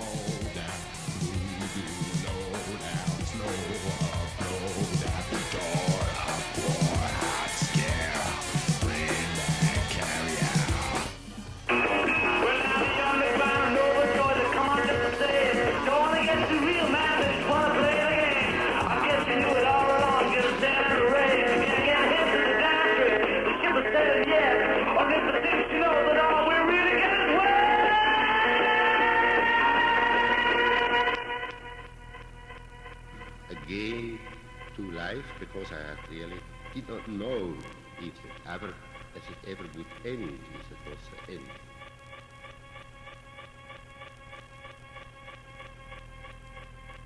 And I think that the way you do that is to first to educate. I second Andy's point on education. I would like the doctor's thoughts on a seldom discussed aspect of this business. Doctor? Doctor? Go ahead, caller. I have more than once experienced psychedelics with thousands of other people who are also under the influence of psychedelics. And as chaotic as one could imagine such situations being, I have been struck with the harmony that such situations have exhibited. These are principally outdoor events, and I'm just wondering what you think about this.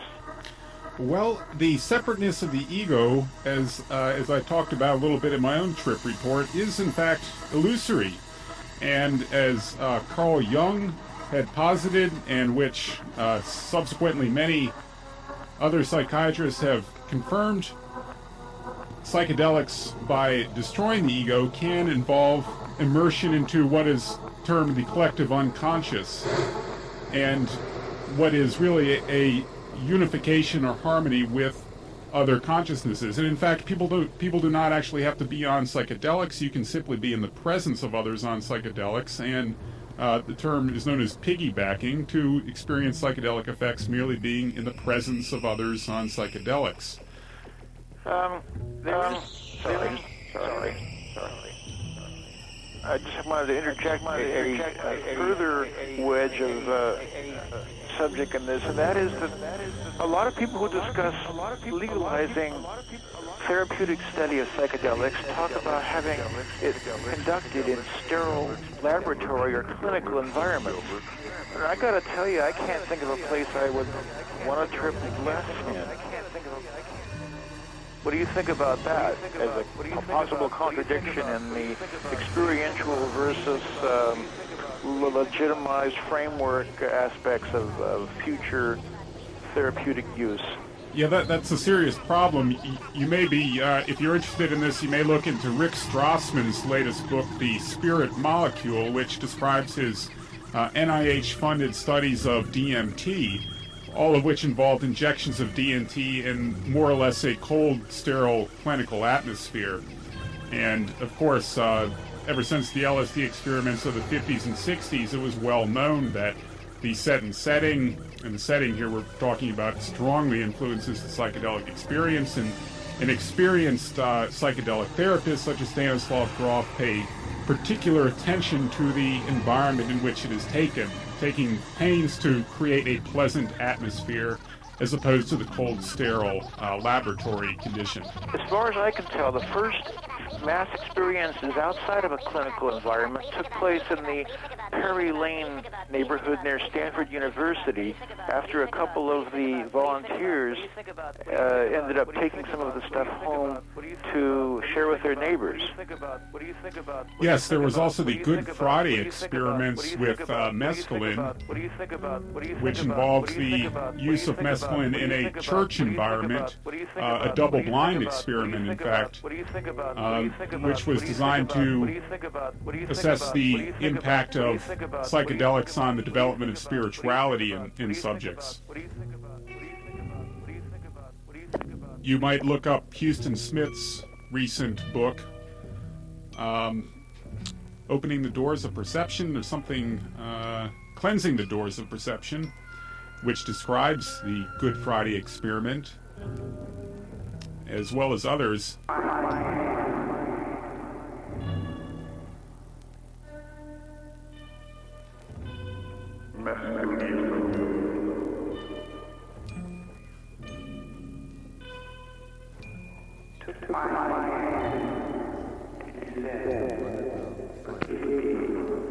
new album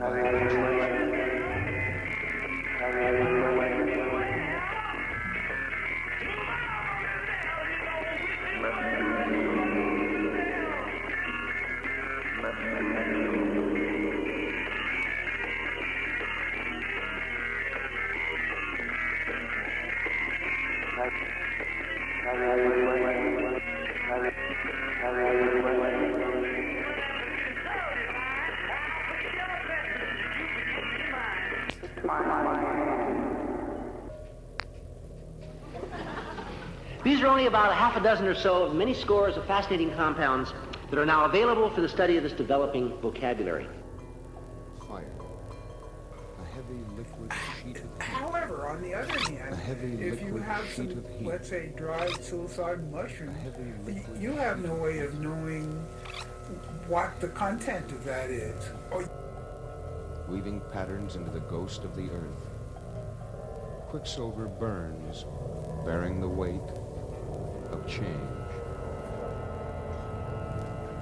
You are hinting to us that you may not know what the content of certainly street psychedelics is, but on the other hand, how do you know what the content of a dried mushroom is? If you have a dried psilocybin mushroom or dried peyote buttons or something of that nature, assuming that you are dealing with a psilocybin mushroom, the most common one being psilocybin cubensis, it's also called Stropharia cubensis, basically what you have in there is going to be the natural psychedelic in its natural form.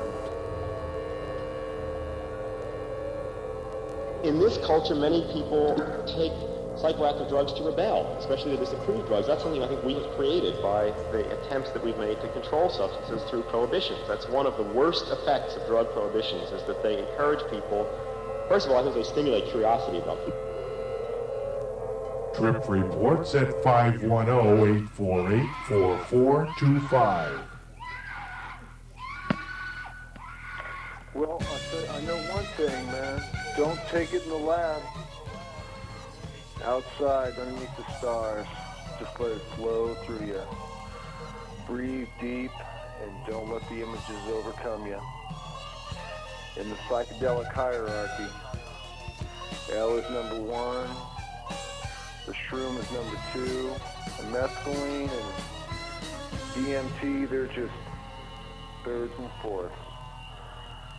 It's all about the street. It's all about what you can see.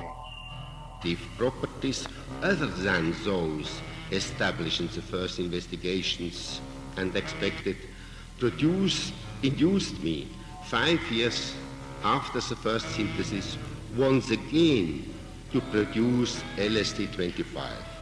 Exactly.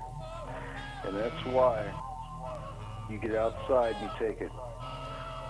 Let your mind and the visual center expand over the vast horizon of infinity, especially underneath the stars, where you can see forever, truly forever.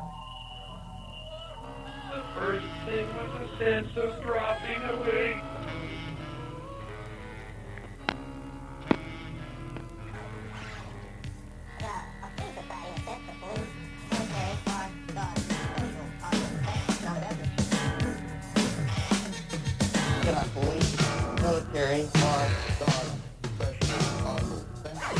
And in fact, he wrote a very good book about drug education called Chocolate to Morphine, which do produce different experiences. I think is a classic. Actually, you've had a lot more experience of smoking DMT. It's relatively quick to do, the whole experience lasting 20 minutes to 30 minutes at the longest. Ingesting DMT, I feel, though, is a preferable way to do it. And how do you ingest it? Well, what for substance? DMT to be ingested, you have to take an MAO inhibitor at the same time. and it breaks down all sorts of different chemicals that are in the metabolic processes. And one of the things that it breaks down is DMT. If someone were to consume DMT without taking an MAO inhibitor, it would be destroyed in the stomach. They would never feel any effects from it. Maybe if they ate enough, they would. It would have to be a very large amount. It's interesting. What do you suppose the innate function of MAO inhibitors are? Is it to keep us from the psychedelic experience? Somehow or other, we're wandering through the jungles of old? That is quite possible, actually, because a lot of these chemicals, such as DMT, is present in our brain all the time. Possibly the MAO is something which is like a regulator for this, as well as many other things. It regulates how many of these chemicals are present in the brain at any given moment, which allows us to function on this particular plane as human beings.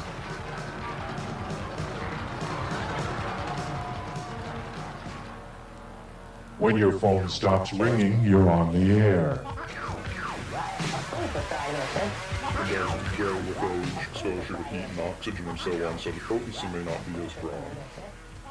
However, you don't have some of the impurities that you would have in a chemical manufacturing process. I have set out to prepare. So consciousness is seen as something primordial. In the area of 18 to 20. A harbinger of the flames yet to come. The drug mentioned earlier, ketamine, is abbreviation for 2-orthochlorophenol, 2-methylaminocyclohexanone. The antithesis of PCB. Liberty Records.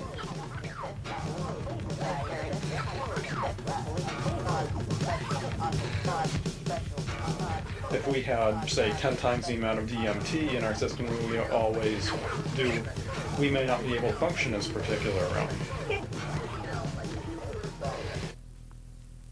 What significantly concentrated extract of salvia divinorum and during the extraction. Good high-low. Well, it's been a whole week since I took that 800 micrograms, and I'm still not feeling anything. Actually, I do have a story I would love to share. It's the best full-blown hallucination I've ever had on LSD. And I just happened to dig out an old concert stub from 1990 when I saw Dead Can Dance at the Palace of Fine Arts. It was Tuesday, November 27th, 1990. Needless to say, the show was heavenly, and I'm sure there are at least a few listeners out there that were actually at this show. I think it's the first time Dead Can Dance ever toured the West Coast. And after the show was over, an ex-friend of mine and myself started to climb up onto the dome. There's actually a way that you used to be able to climb up onto the dome. I think it's fenced off now. But we climbed up onto it and found a little alcove that we had to jump up another 4 or 5 feet up into this little niche. Overall, I'd say we were about 15 to 18 feet off the ground once we got up there. And it was dark after having seen Dead Can Dance live. And for those listeners who have never been to the Palace of Fine Arts in San Francisco, there's a small pond with birds and turtles and 2 rows of columns, like Grecian columns, that sort of arc around the pond. And as I looked out across toward the columns, I guess they're about 20, 25 feet tall and about 4 or 5 feet thick. And there's a row of maybe a dozen of them. My sense of distance got completely skewed. And instead of looking at these columns as if they were 100 feet away or less, they appeared suddenly to be several miles away and several thousand feet tall each. And each column is constructed in segments, so you can see the line of separation between one segment and another that sits on top of it, and so on. They're stacked up in segments. And so the lines that separate the columns at a certain height, I think it was probably about 10 feet up, these lines in the columns all sort of connected, like connect the dots at a certain level that became the water level. And this is where the full-blown hallucination kicked in, because not only did the columns appear to be several thousand feet tall and several miles away, but they appeared to be rising out of an ocean. And I could actually see waves splashing up against these enormous, 1,000-foot tall columns. And then I saw ships, like really sort of science fiction sailing vessels on the water under these columns that gave it further perspective, because the ships were extremely distant and very tiny, and the columns were enormous and also several miles away. And my friend and I looked down right below our feet, and I saw waves of water splashing up against the base of the dome that we were sitting up on, right below our feet. It's as if an ocean had just opened up before us. And after we sat there and enjoyed this for probably well over an hour, I turned to my friend and we started talking a bit, and I put both of my hands together and started making shadows, like shadow puppets, against the stone behind us, because there were some lights on. And as a matter of sheer coincidence, the date of this concert, November 27th, 1990, was also the first day in 75 years that the Palace of Fine Arts was actually illuminated. They had just turned the lights on that day, and there had been no lights for 75 years at that place. Silent whispers, loud awakening, lost myself in pointless missions. Something that you cannot explain from anything that is just there. Hope to live, hope to learn, hope to love, hope to be forgiven. That ultimately is the only real thing, the only reality. Leftover dreams, forgotten, misplaced thoughts, and empty spaces waiting, waiting to be filled and found.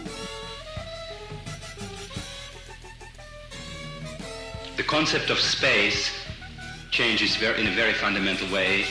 Actually, you can experience any number of spaces in psychedelic sessions.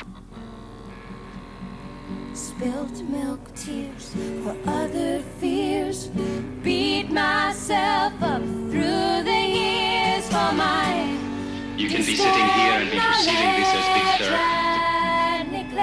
The moment you go into an unusual state of consciousness, again, all of a sudden there's an intrusion of ancient Egypt or the bedroom where something happened when you were a child.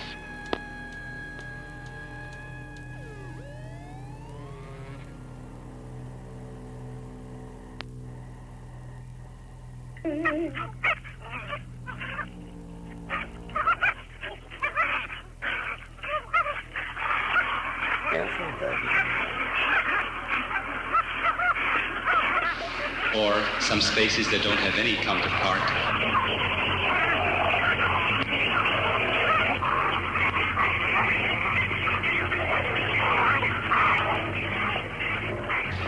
In the phenomenal world. For instance, there's a very large ongoing debate about the benefits or disadvantages of, quote, chemical as against, quote, plant substances. All of a sudden this can turn into hell or heaven. You can just experience any number of transformations and even simultaneous experiences of different spatial arrangements. I mentioned before one very significant thing that happens, and that's the linear concept of space is destroyed. Left behind no crumbs to find our way back home. You have to educate them so they know what they're doing. Love me now, one-to-one spirit. I cannot hide in silence. Take me or leave me naked. My cloth is surface anywhere. But by saying, just say no, what we do is we cut off dialogue. Dreams forgot and misplaced thoughts. Empty space Don't educate. We're counterproductive. You have to stay in touch. So from what I've seen growing up in high school, seeing the ambulance at our high school once a week, taking somebody out because they've OD'd, seeing how it's changed some of my family members from being healthy adults to just people who slur their words and are unhealthy. They're bags under their eyes and they just don't look healthy. I think that if you're taking drugs, that there's a main problem there, that you have to look for happiness from within yourself, that you're not going to find it in a chemical, that you have to be happy with simple things. Do you include coffee and tea and chocolate with simple things? Yes, I do. We don't have any of that. All right. Because caffeine, I've noticed what caffeine has done to myself in different ways. If people elect to lead drug-free lives, I think that's great. Who's this who has to do with this stuff? Gordon Wasson, Richard Schultes, Albert Hoffman, the giant. Do you express how you feel about that?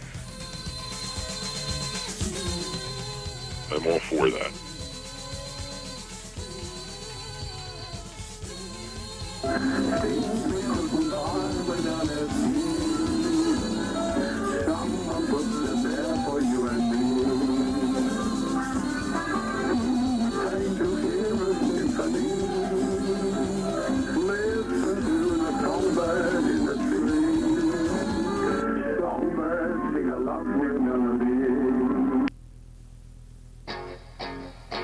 This experience is available to everyone. The thing I love about psychedelics is no guru, no method, no teacher.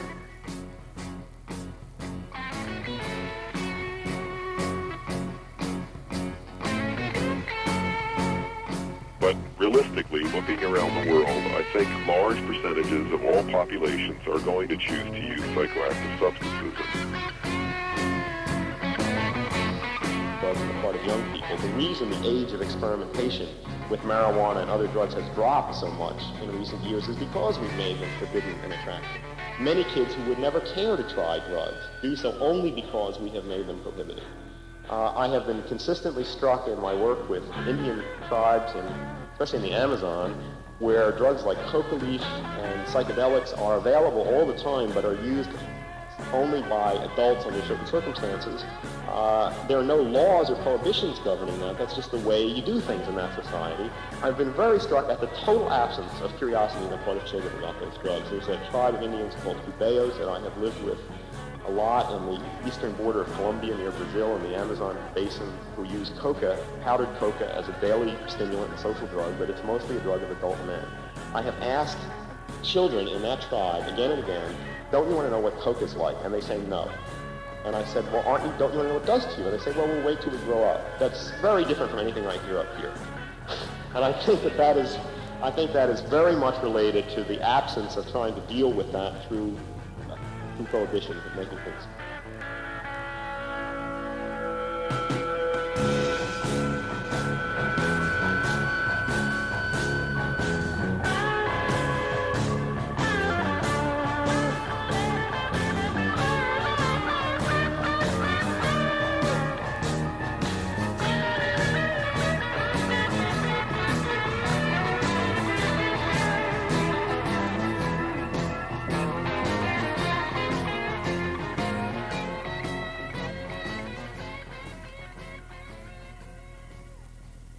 What's happening?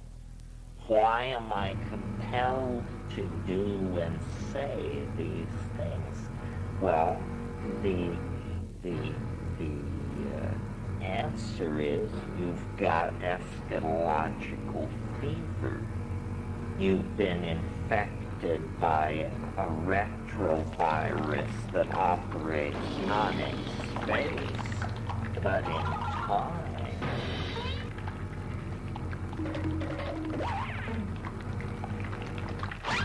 In that it effectively separates the mind and the body.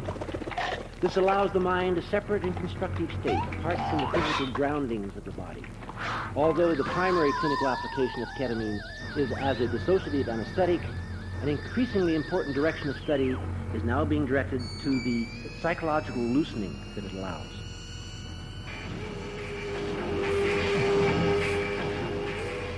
Well, I'll start off by saying that the first psychedelic that I ever took was LSD, and the effect that it had on me was absolutely profound. I was transported to the most magnificent, spiritual, joyous place that I could ever be, which was filled with light and knowledge. The psychedelic provided everything which is needed of a psychedelic.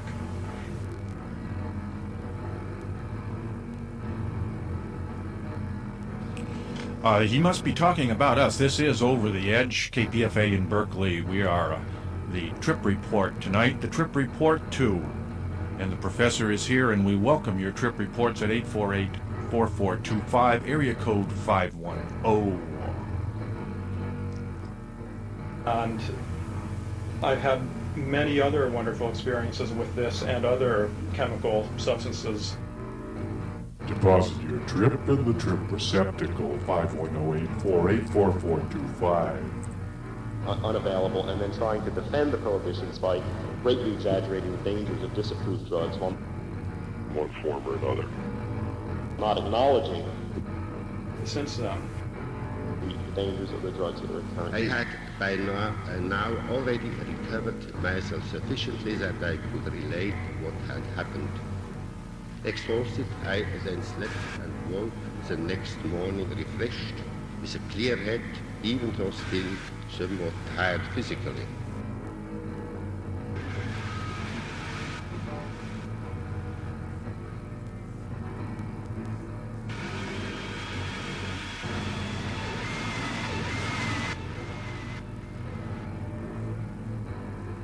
Good, hello. I'll tell you a little story about the first time I tripped. Back in 1994, I found myself puzzling through the radio channel to come across this one station. Oh my God. It was Over the Edge. My whole body hurt by a great fear unknown. Next, I found myself levitated 3 feet off my bed. All the objects in my room flowed in circles around me.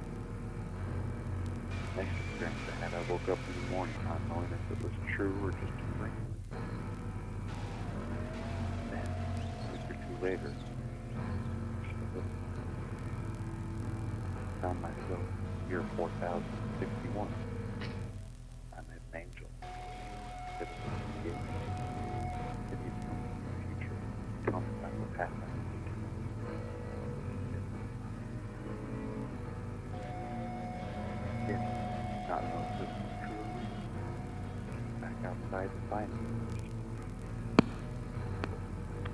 I was wondering what the doctor makes of DMT. It's a naturally occurring brain chemical. So I wanted to ask the doctor, hey, babe. Yes, dimethyltryptamine is present in trace amounts in brain chemistry, as is 5-methoxydimethyltryptamine.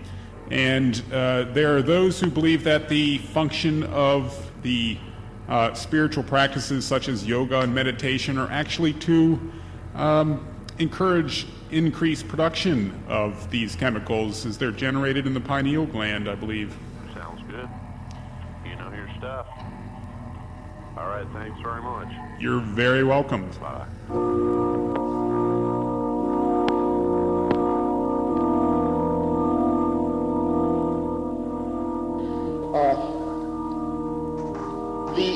The variants of good drug and bad drug are very frequent.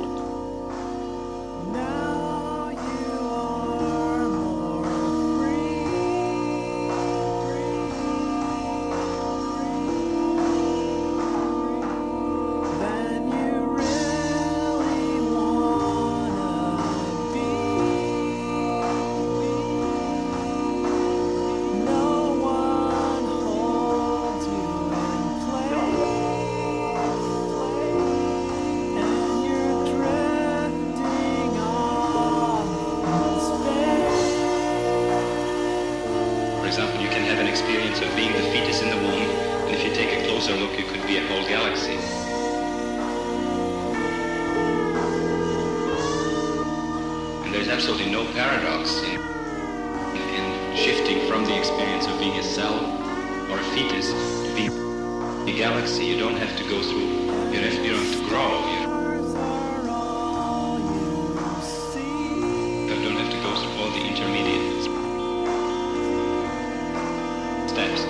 It is just a matter of a point of view. It's an arbitrary thing. What dimensions you will experience yourself as.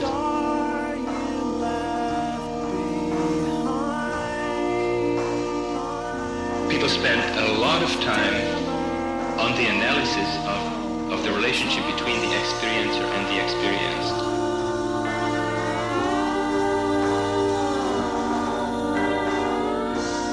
As you move in the psychedelic process from seeing yourself as your body, through realizations that you also can be the tree over there and that you can be the cat and that you can be the mountain or the cloud or the ocean.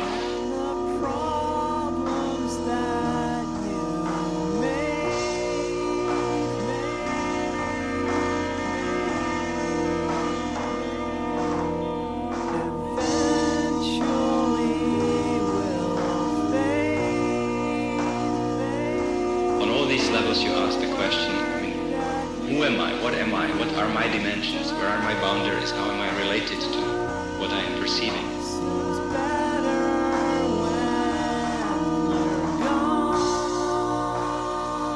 So that in the psychedelic process you have these two things going on at the same time. One of them is your boundaries are becoming fuzzier and fuzzier, and you are sort of taking in broader and broader pieces of reality that according to your everyday perception are outside of yourself, going from yourself to the experience of being the whole universe or all of history. Well, enlightenment comes with a sort of an interesting added package, which is a sort of sense of pain. Not everybody around you has had psychedelic experiences and has gone through these things and has been jazzed and has realized that all life is connected and the smallest part affects the whole. Not everybody around you, and it's painful to realize that. But pain doesn't necessarily. It also comes with the realization that pain isn't necessarily suffering, and you can turn pain into suffering if you work at it.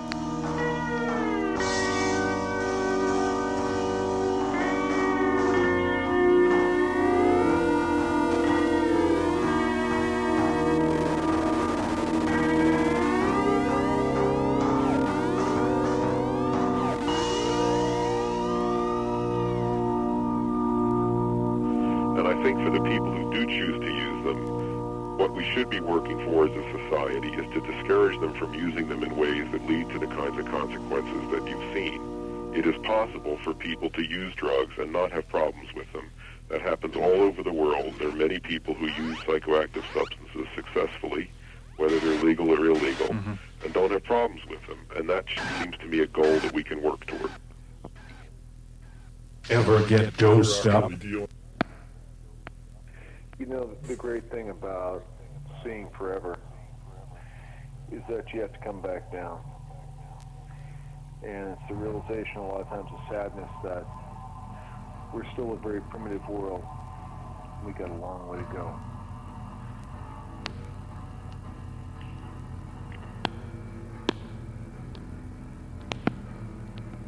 Hello. Hello. I was calling to share my story. Yeah, hello? Hello. Yes. If it's all right, I'd like to share my story of a trip that I had. Perfect. Okay. I'd tripped many times before, and it was kind of an unusual trip. The usual gang that I used to trip with, we strolled on down to the city park there, and there was a creek going through the park, and I had tripped many times before, but I'd never had a trip like this. We were sitting there, checking out the stream going through there, and I suddenly felt like I could hear colors and I could see sounds, and it was very it was a pleasant feeling. I felt enlightened by that. And as we left there and we started walking back to my place, there was a city police officer pulling out of the street, and I guess he wanted to check us out. And of course, I felt an earthquake right about that time, and I was trying to gain my balance, and I'm not sure that he wanted to talk to us after that. He kind of avoided us. When we got back to my place, I was laying back on my waterbed and just enjoying the trip, and all of a sudden I flew out of my waterbed, and everybody was asking me what the problem was, and I told them there was a shark in my waterbed.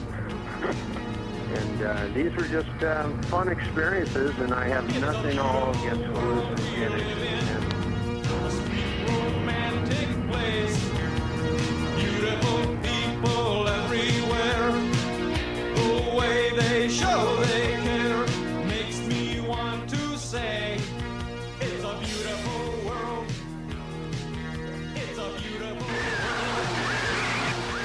It's a beautiful world. For you. For you. For you. You guys ready for my story? Absolutely. Well, I have many stories to tell. I'll choose to tell a happy story this time.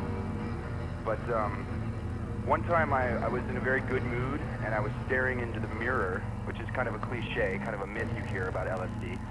But I was in great spirits, and I decided that I would tackle the mirror for as long as it took to find something profound. And I stared at the mirror, and I gazed at my face, and I stared for a long time, and my face went through many different stages, but to the point, one of the most blessed experiences I ever had on any psychedelic was I actually saw, emerging from my face, the perfect face of my mother. And my mother and I actually have very similar faces, and people always comment on it, but in that mirror, I happened to see just some kind of monumental process that just took me through, just from one life into another. I saw her face within mine without being disguised or changing or morphing. Just it was there. I could see her in me and me in her, and one life growing within the other. And it was one of my pinnacle points.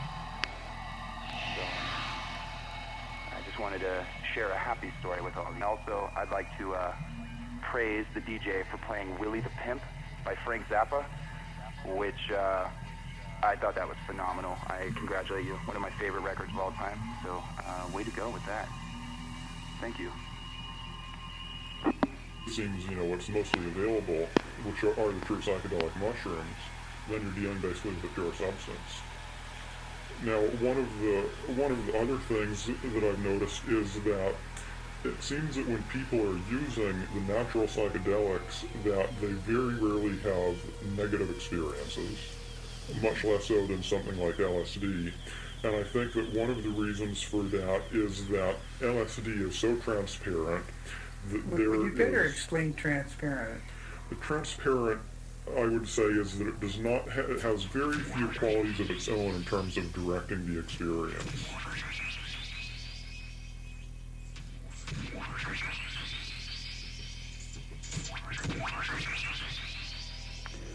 Well, I think that I noticed mostly that I tend to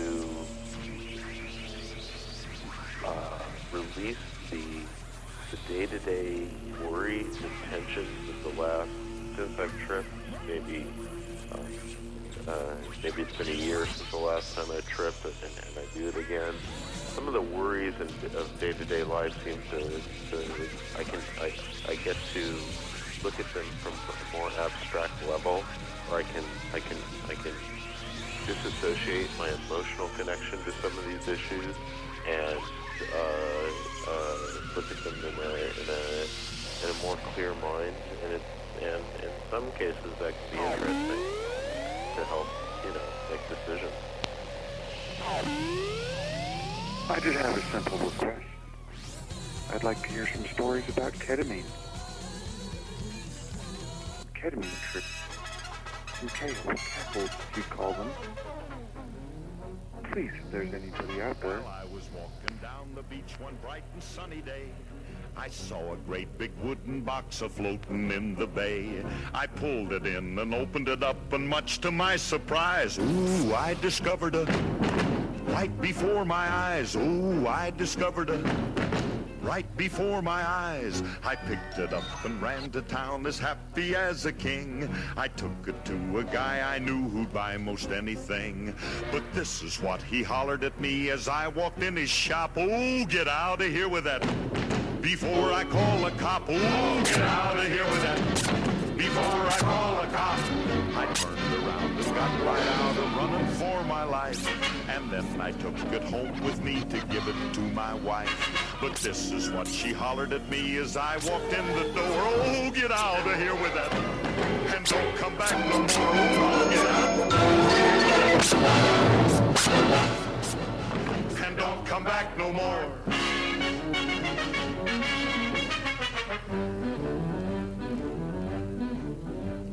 I wandered all around the town until I chanced to meet a hobo who was looking for a handout on the street. He said he'd take most any old thing. He was a desperate man. But when I showed him he turned around and ran. Oh, when I showed him he turned around and ran.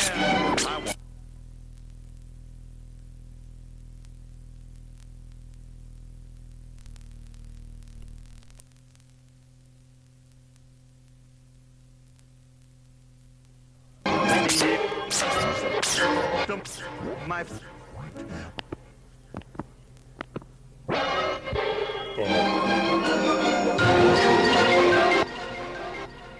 Hey, Ed, are you out there? A very strong flavor to the experience. I'm stuck, I tell you.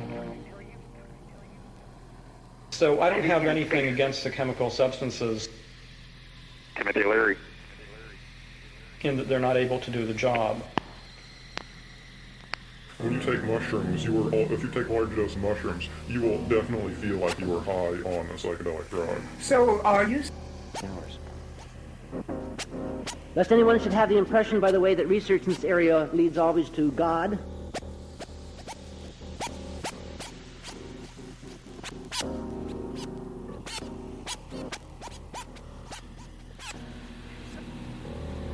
All my senses. And the other process that can occur on any stages within this development is the question, who am I? What am I really? What is the observer here? What is the subject that is experiencing all this? And how is it related to what is experienced?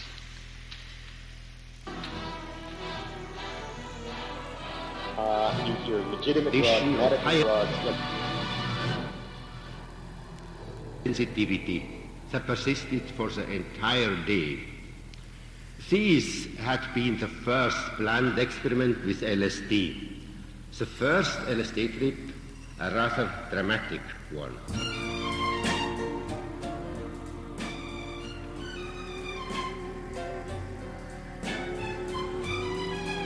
Illicit drug. I think the attempt to use names like entheogen is really another variant of that. It may be more benign, but it's a way of saying that our drugs, say especially the indoles and phenethylamines, are okay, but quaaludes and barbiturates and opiates aren't very good. You know, I just don't believe that. I think, and especially when you look at the uses of drugs for religious purposes or spiritual purposes, that is another very prominent theme in human culture. Another very common use in all cultures of psychoactive substances is to give people transcendent experiences, to allow them to transcend their human and ego boundaries, to feel more greater contact with the supernatural or with the spiritual or with the divine, however they phrase it in their terms. And you may or may not approve of that, but it is a fact of human life. And the drugs that have been used for that purpose are very varied. There is no one category. There are many people who claim to have found God and spiritual life through alcohol. That's a very old tradition going back to ancient cultures. And it persists to this day in occasional people.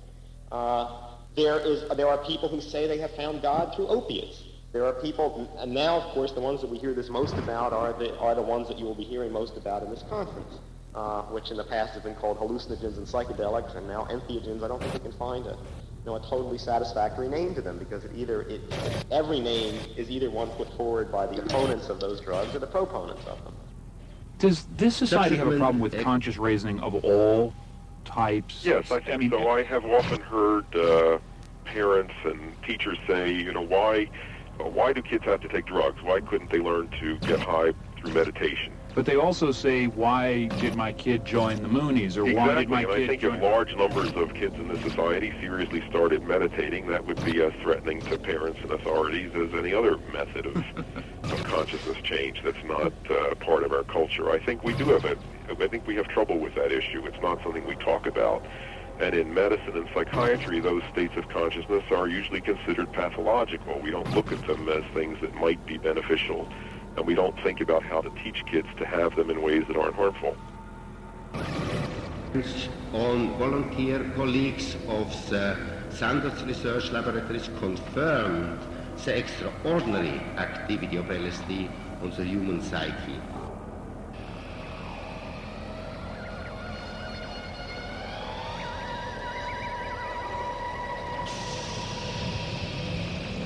Hey kid, come over here. Let me turn you on to some serious introspection.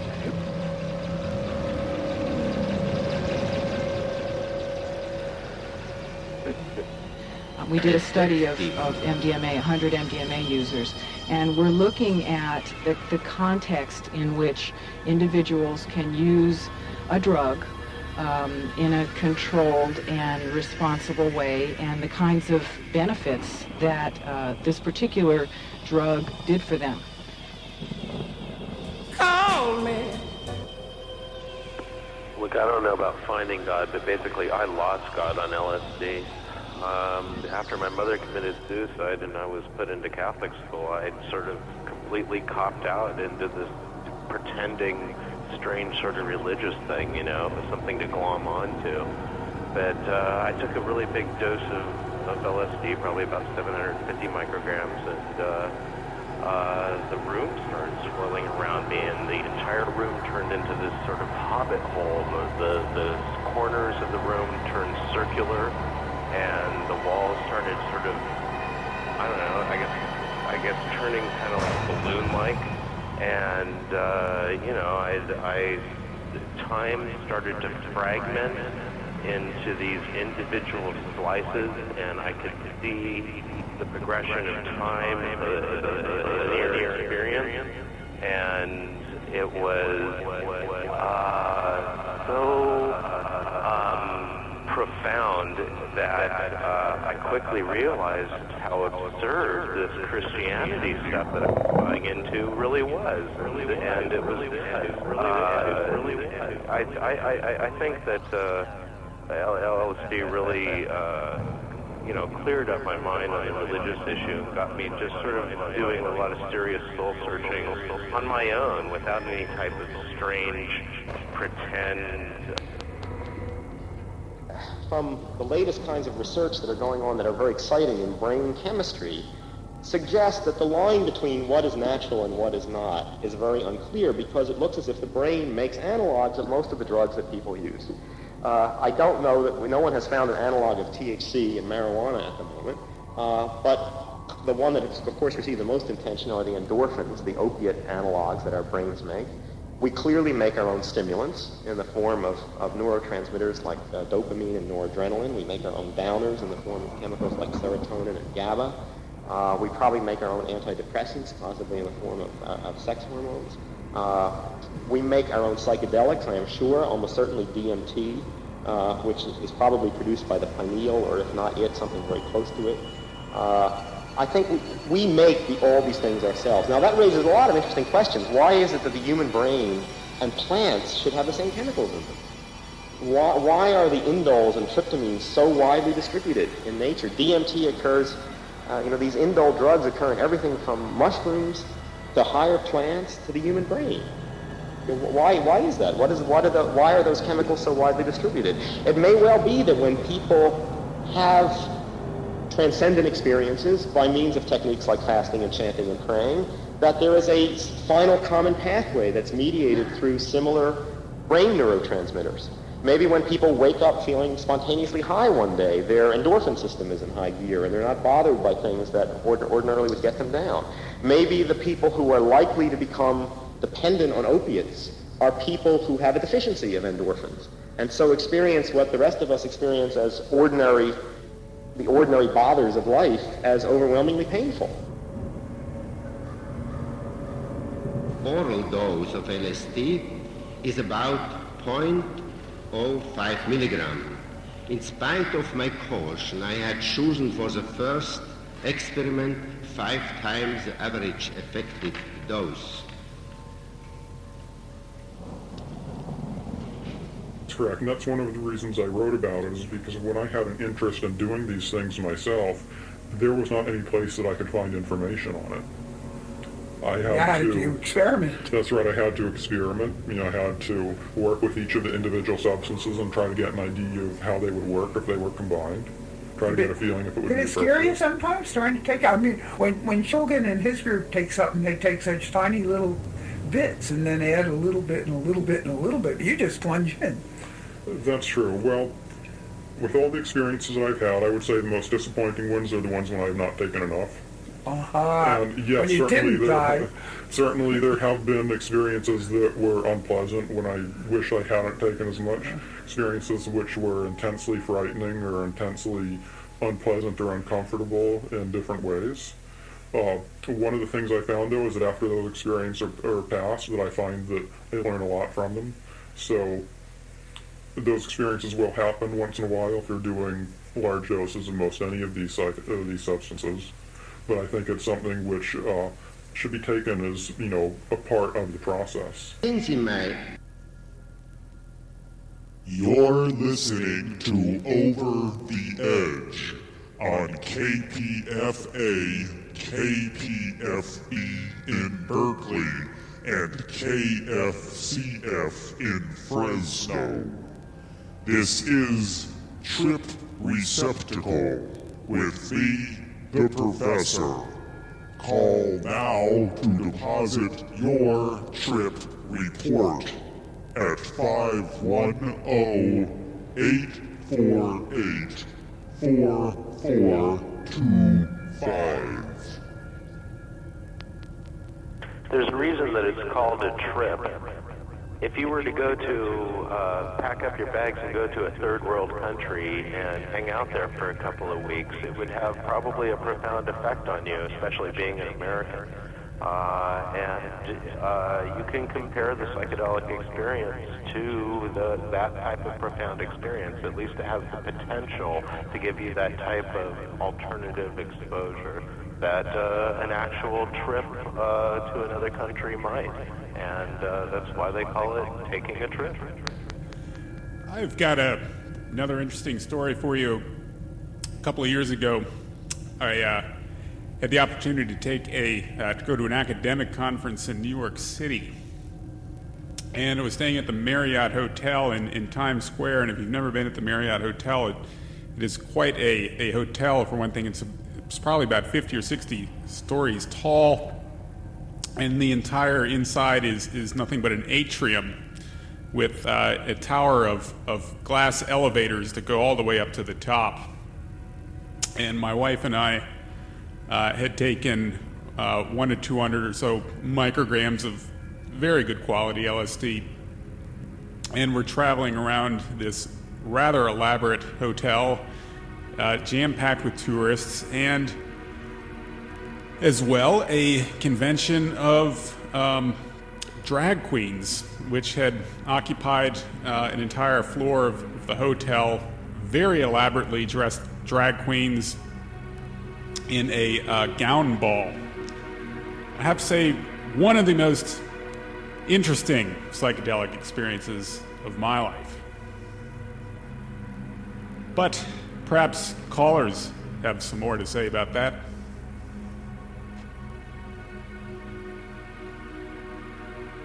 Self-experiment. I have experienced LSD in its terrifying demonism. I would never go outside with people under the effects of these substances. Psychedelics are stimulators of ideas and feelings. You know, once when I was having a super bad anxiety, just what you're calling death of the ego, I don't know if I would agree with all this language. I found myself rocking back and forth like I've seen these mental people do. And it was immense bliss to do that. It just instantly resolved. It just like set this motion. It was like a clock. It was just, it helps tune you in. And I think that one of the reasons why we see these substances throughout nature, it goes to this theory that our memories are not kept internal, they're actually external. They're kept in the atmosphere. Our memories are in the dimension of reality. They're not in us, they're outside of us, and that's why when you hear people say that they almost got killed, their lives flash before their eyes. Memories. That's why you can compact what seems like a 2-hour dream into 2 minutes. Well, I would say that it has to do with the illusory nature of time. Now, the ego is constructed to experience time in a linear sense, but that is, in fact, illusory, and the past and the present and the future already exist, and the experience of ego death will propel one into a state of timelessness and a very powerful sense that the future has already occurred and the past is occurring now. Well, you're saying it's sort of right. It's sort of like that. It's not like you can see the future. But you know that most of what you really think you can perceive, you don't really understand what it's all about. Yeah, drag queens, a friend who has done a lot and was doing a lot, was dressed up in drag.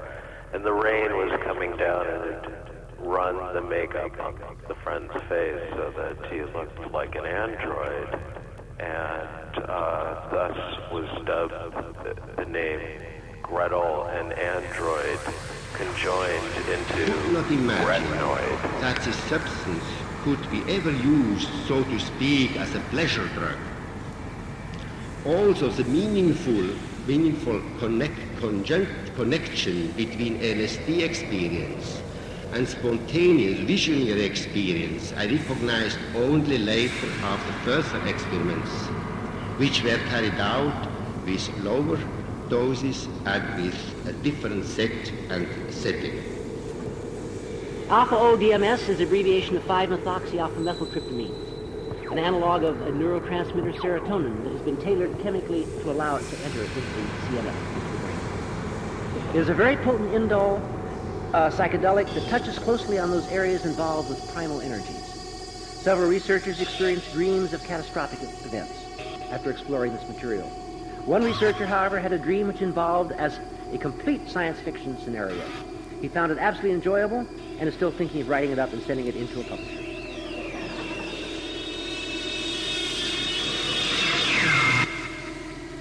Ever get dosed up?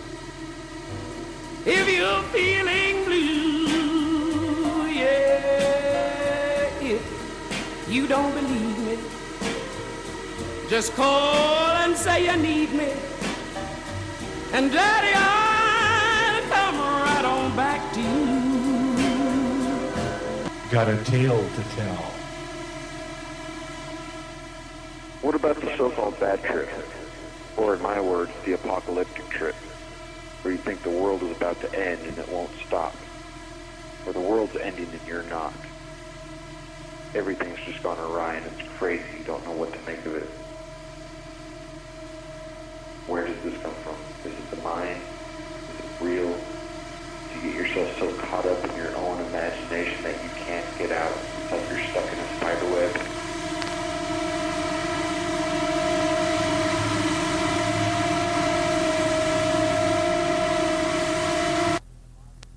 Hi, I'm Ozzie Bendix of the Trip Report Collection Agency.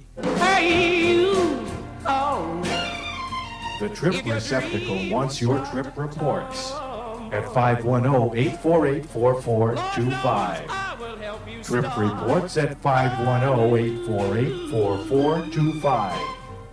Just in case you don't believe me, you ought to call and say you need me. This is a universal media network. Call me if things start looking hopeless and... Ever take LSD again? I don't think so. I did last summer for the first time. I haven't since that, and it was like, oh, this is what I thought was so great. Yeah, because you want it to be over and it's not. Right. So, I mean, we used to take it almost every night then for a long time.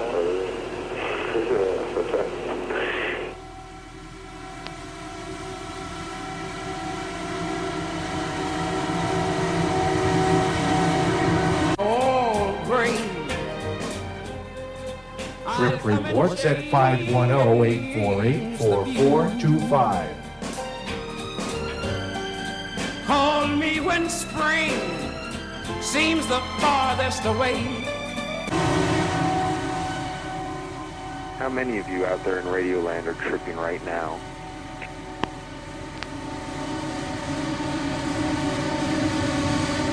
When your phone stops ringing, you're on the air. And I'll change the seasons all around for you. I too would like to praise the DJ because the DJ is amazing. I think I was like 22 or 23.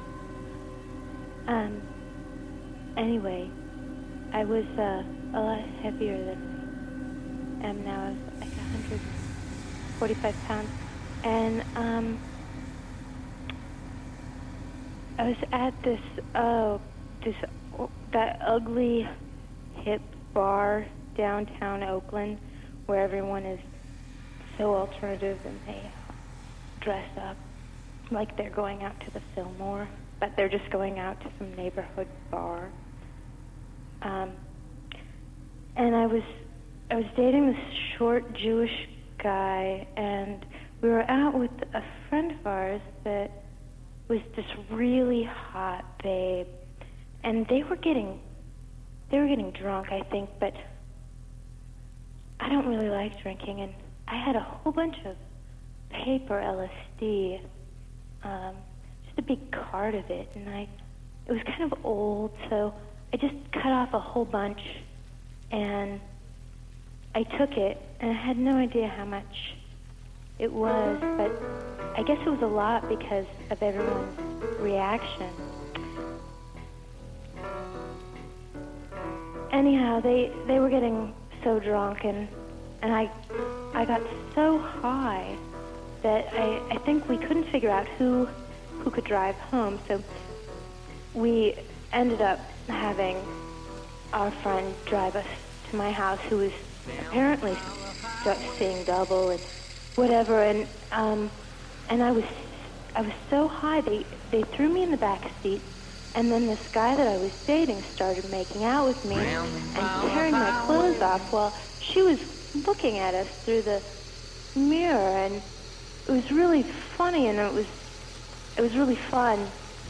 And then when we got to my house, they wouldn't park in the driveway, and they wouldn't give me my clothes back. At this time, I was completely naked, so I had to walk. Although it was only it was 3 o'clock in the morning, I had to walk across, my neighbors' houses naked. And then when I got inside, they still wouldn't give me my clothes off, and they were teasing me because I wanted to wear my clothes, And I think that's the most fun thing about LSD is how much fun you have. She was so drunk. She was puking in this wicker basket, and it was this really hot babe puking. It was really cool. Standing by the highway, suitcase by my side. No place I wanna go, I just thought I'd catch a ride. My best friend and I and his girlfriend were walking in the desert, middle of the desert, all on acid. Pretty good acid, fair enough. And we stopped inside our tent, and I decided to take some nitrous. I didn't expect anything unusual. Nothing unusual was happening. Acid, it was okay. Nothing great, nothing profound. So I take this fat hit of nitrous to the head. I'm lying there. And this crazy, I don't know, all my senses come together as one. And suddenly I feel that I am the last atom at the end of this gigantic, fucking huge tentacle of a giant creature that I have no idea what it looks like because I could not see further than the tentacle. I was just the last atom.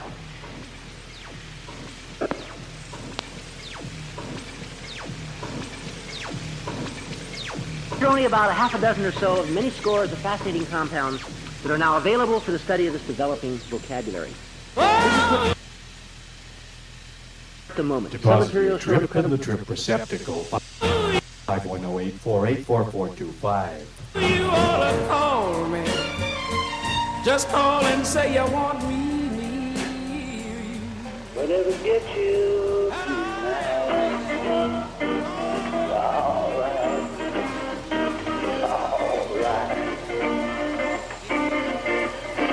Put your money on your life.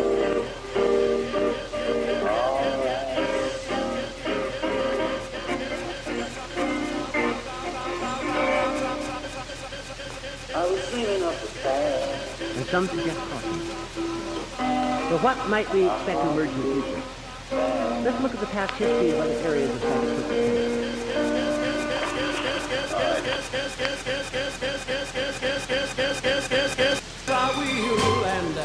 A few decades ago, it was marveled at.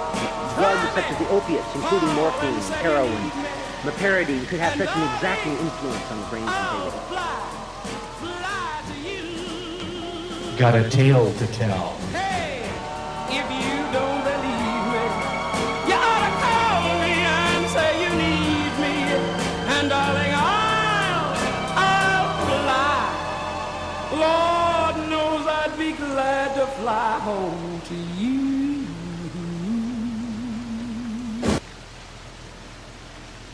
know, my favorite pastime tripping was just sitting back and listening to the show. I'm on leave this weekend from the facility. They said I was okay now. You know, my favorite was when the man called his own answering machine and he started talking. Said, oh, I'll just get home later and listen to this and just laugh and laugh and laugh. Oh, oh, oh, oh, oh. Oh, oh, oh, oh, oh. And then somebody picked up his answering machine and said, oh, who's this? Wait a minute. Why are you answering my phone? And then he hung up. Then it became known that there were natural factors in the brain that had these actions, and that there were specific sites in the brain that were pre-designed to respond to them. There were the enkephalins and their fragmented portions known as the endorphins, which were derived from the cephalic process and related to morphine. These met a person's need for the suppression of pain. I would say the most optimized. There are some problems with chemical substances in that they are usually not pure. Why is that? You think they'd be pure? The reason for that is that they are being manufactured in underground laboratories. That's the main reason. So the quality of the equipment being used, maybe the starting substances, the skill of the chemists involved, all of these things would be different if this is something which was legal in society and was able to be done completely above the ground.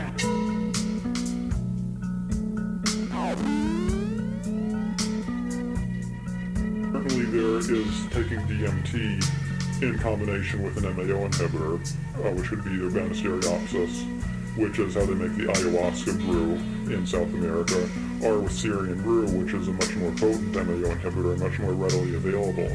And this can be done either when DMT is smoked or when DMT is ingested.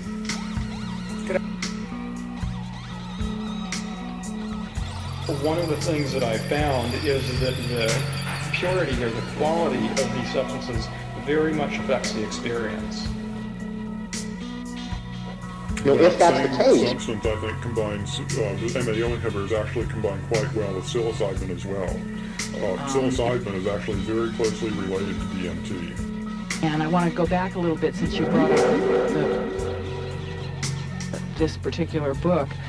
The example about consciousness expansion is so threatening that this particular drug, which is a psychedelic drug, was made illegal almost the minute the federal government found out about it. And here was a substance, MDMA, which is called ecstasy on the street, which had none of the mythology referred to earlier. It didn't come from Indians. It didn't come from strange people.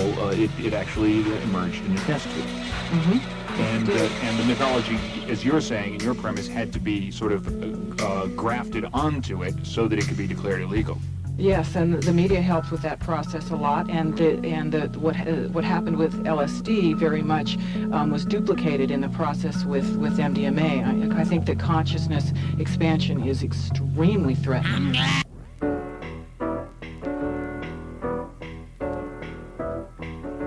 Many people look my way, many pass me by. In moments of reflection, I wonder why.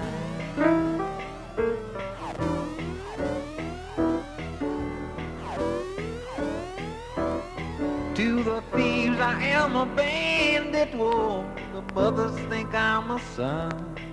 To the preachers I'm a sinner, Lord, I'm not the only one.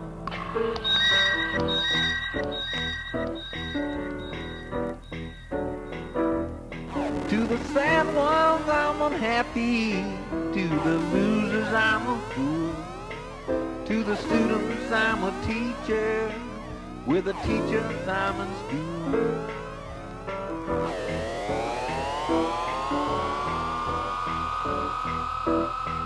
To the hobos I'm in prison by everything I own. To the soldier I'm just someone else who's dying to go home.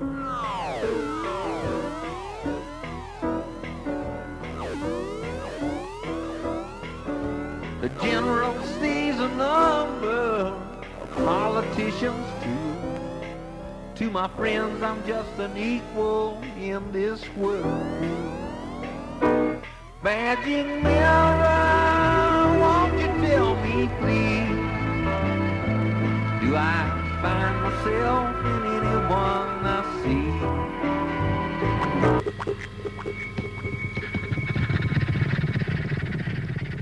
In what ways?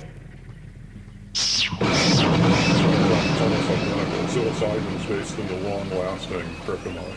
So you highly recommend taking an MAO inhibitor if you're going to do psilocybin mushrooms?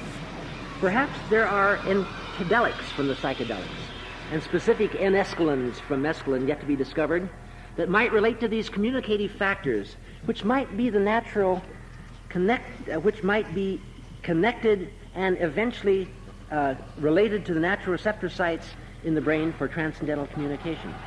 Their structures may someday be known. Their functions may someday be understood. There are a multitude of tenuous threads that tie together the fragile structure of the human spirit.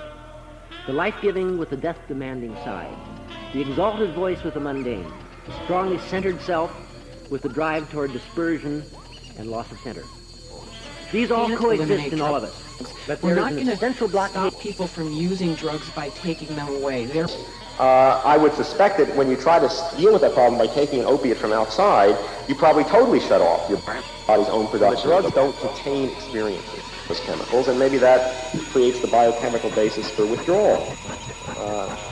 We shape pharmacological effects into the experiences that we are looking for, and that is not necessarily a conscious process. It has to do with unconscious expectation. Well, LSD is probably the best example, and I didn't really write about this in my book, but most of the LSD on the street is not very pure. With cultural definition of the drug, that again makes it very difficult. It again points up the folly of talking about good and bad drugs, because the effects of drugs are totally variable.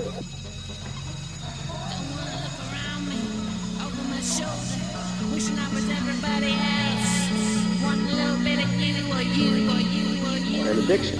And if that's so, then the most useful approach to treating addiction would be to find ways of stimulating the body's own production of that chemical to solve the deficiency, not to supply it with an external analog of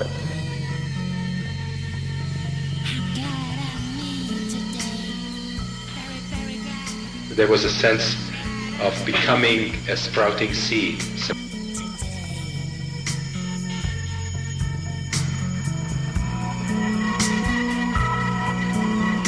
becoming a leaf in photosynthesis.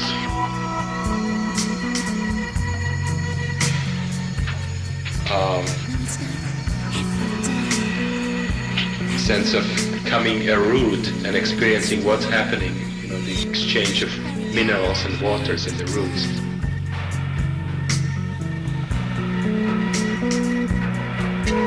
The grounding to the earth, or experiencing oneself as a whole tree, experiencing both this specific connection to the ground, to the earth, and being linked to the sun and experiencing photosynthesis.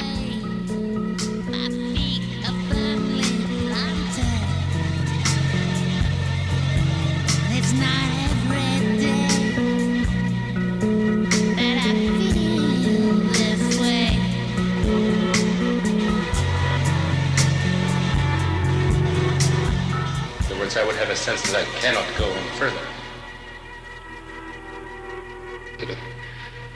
Tapping of cosmic energy from the sun and so on.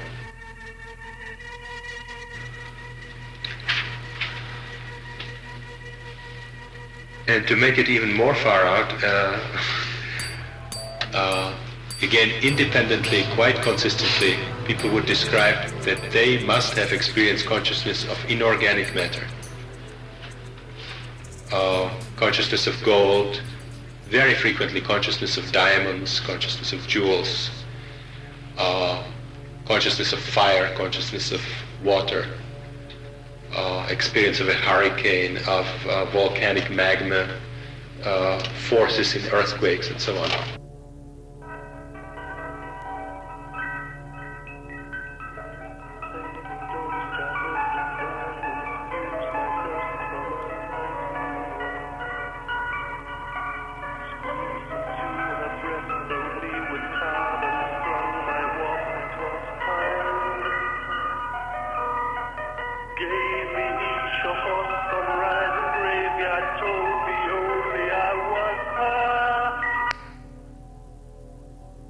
Well, that looks like our last trip report for tonight, if that's what it was. This has been Trip Receptacle 2 here with the professor on Over the Edge on KPFA in Berkeley. Stay tuned for puzzling evidence.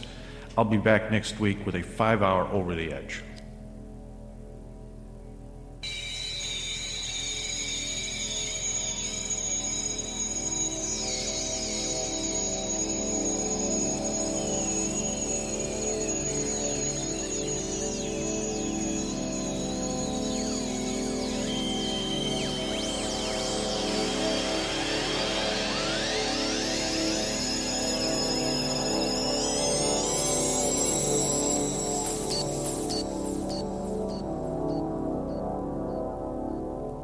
To create is divine, to reproduce is human. Man Ray. We will free this line, excuse me.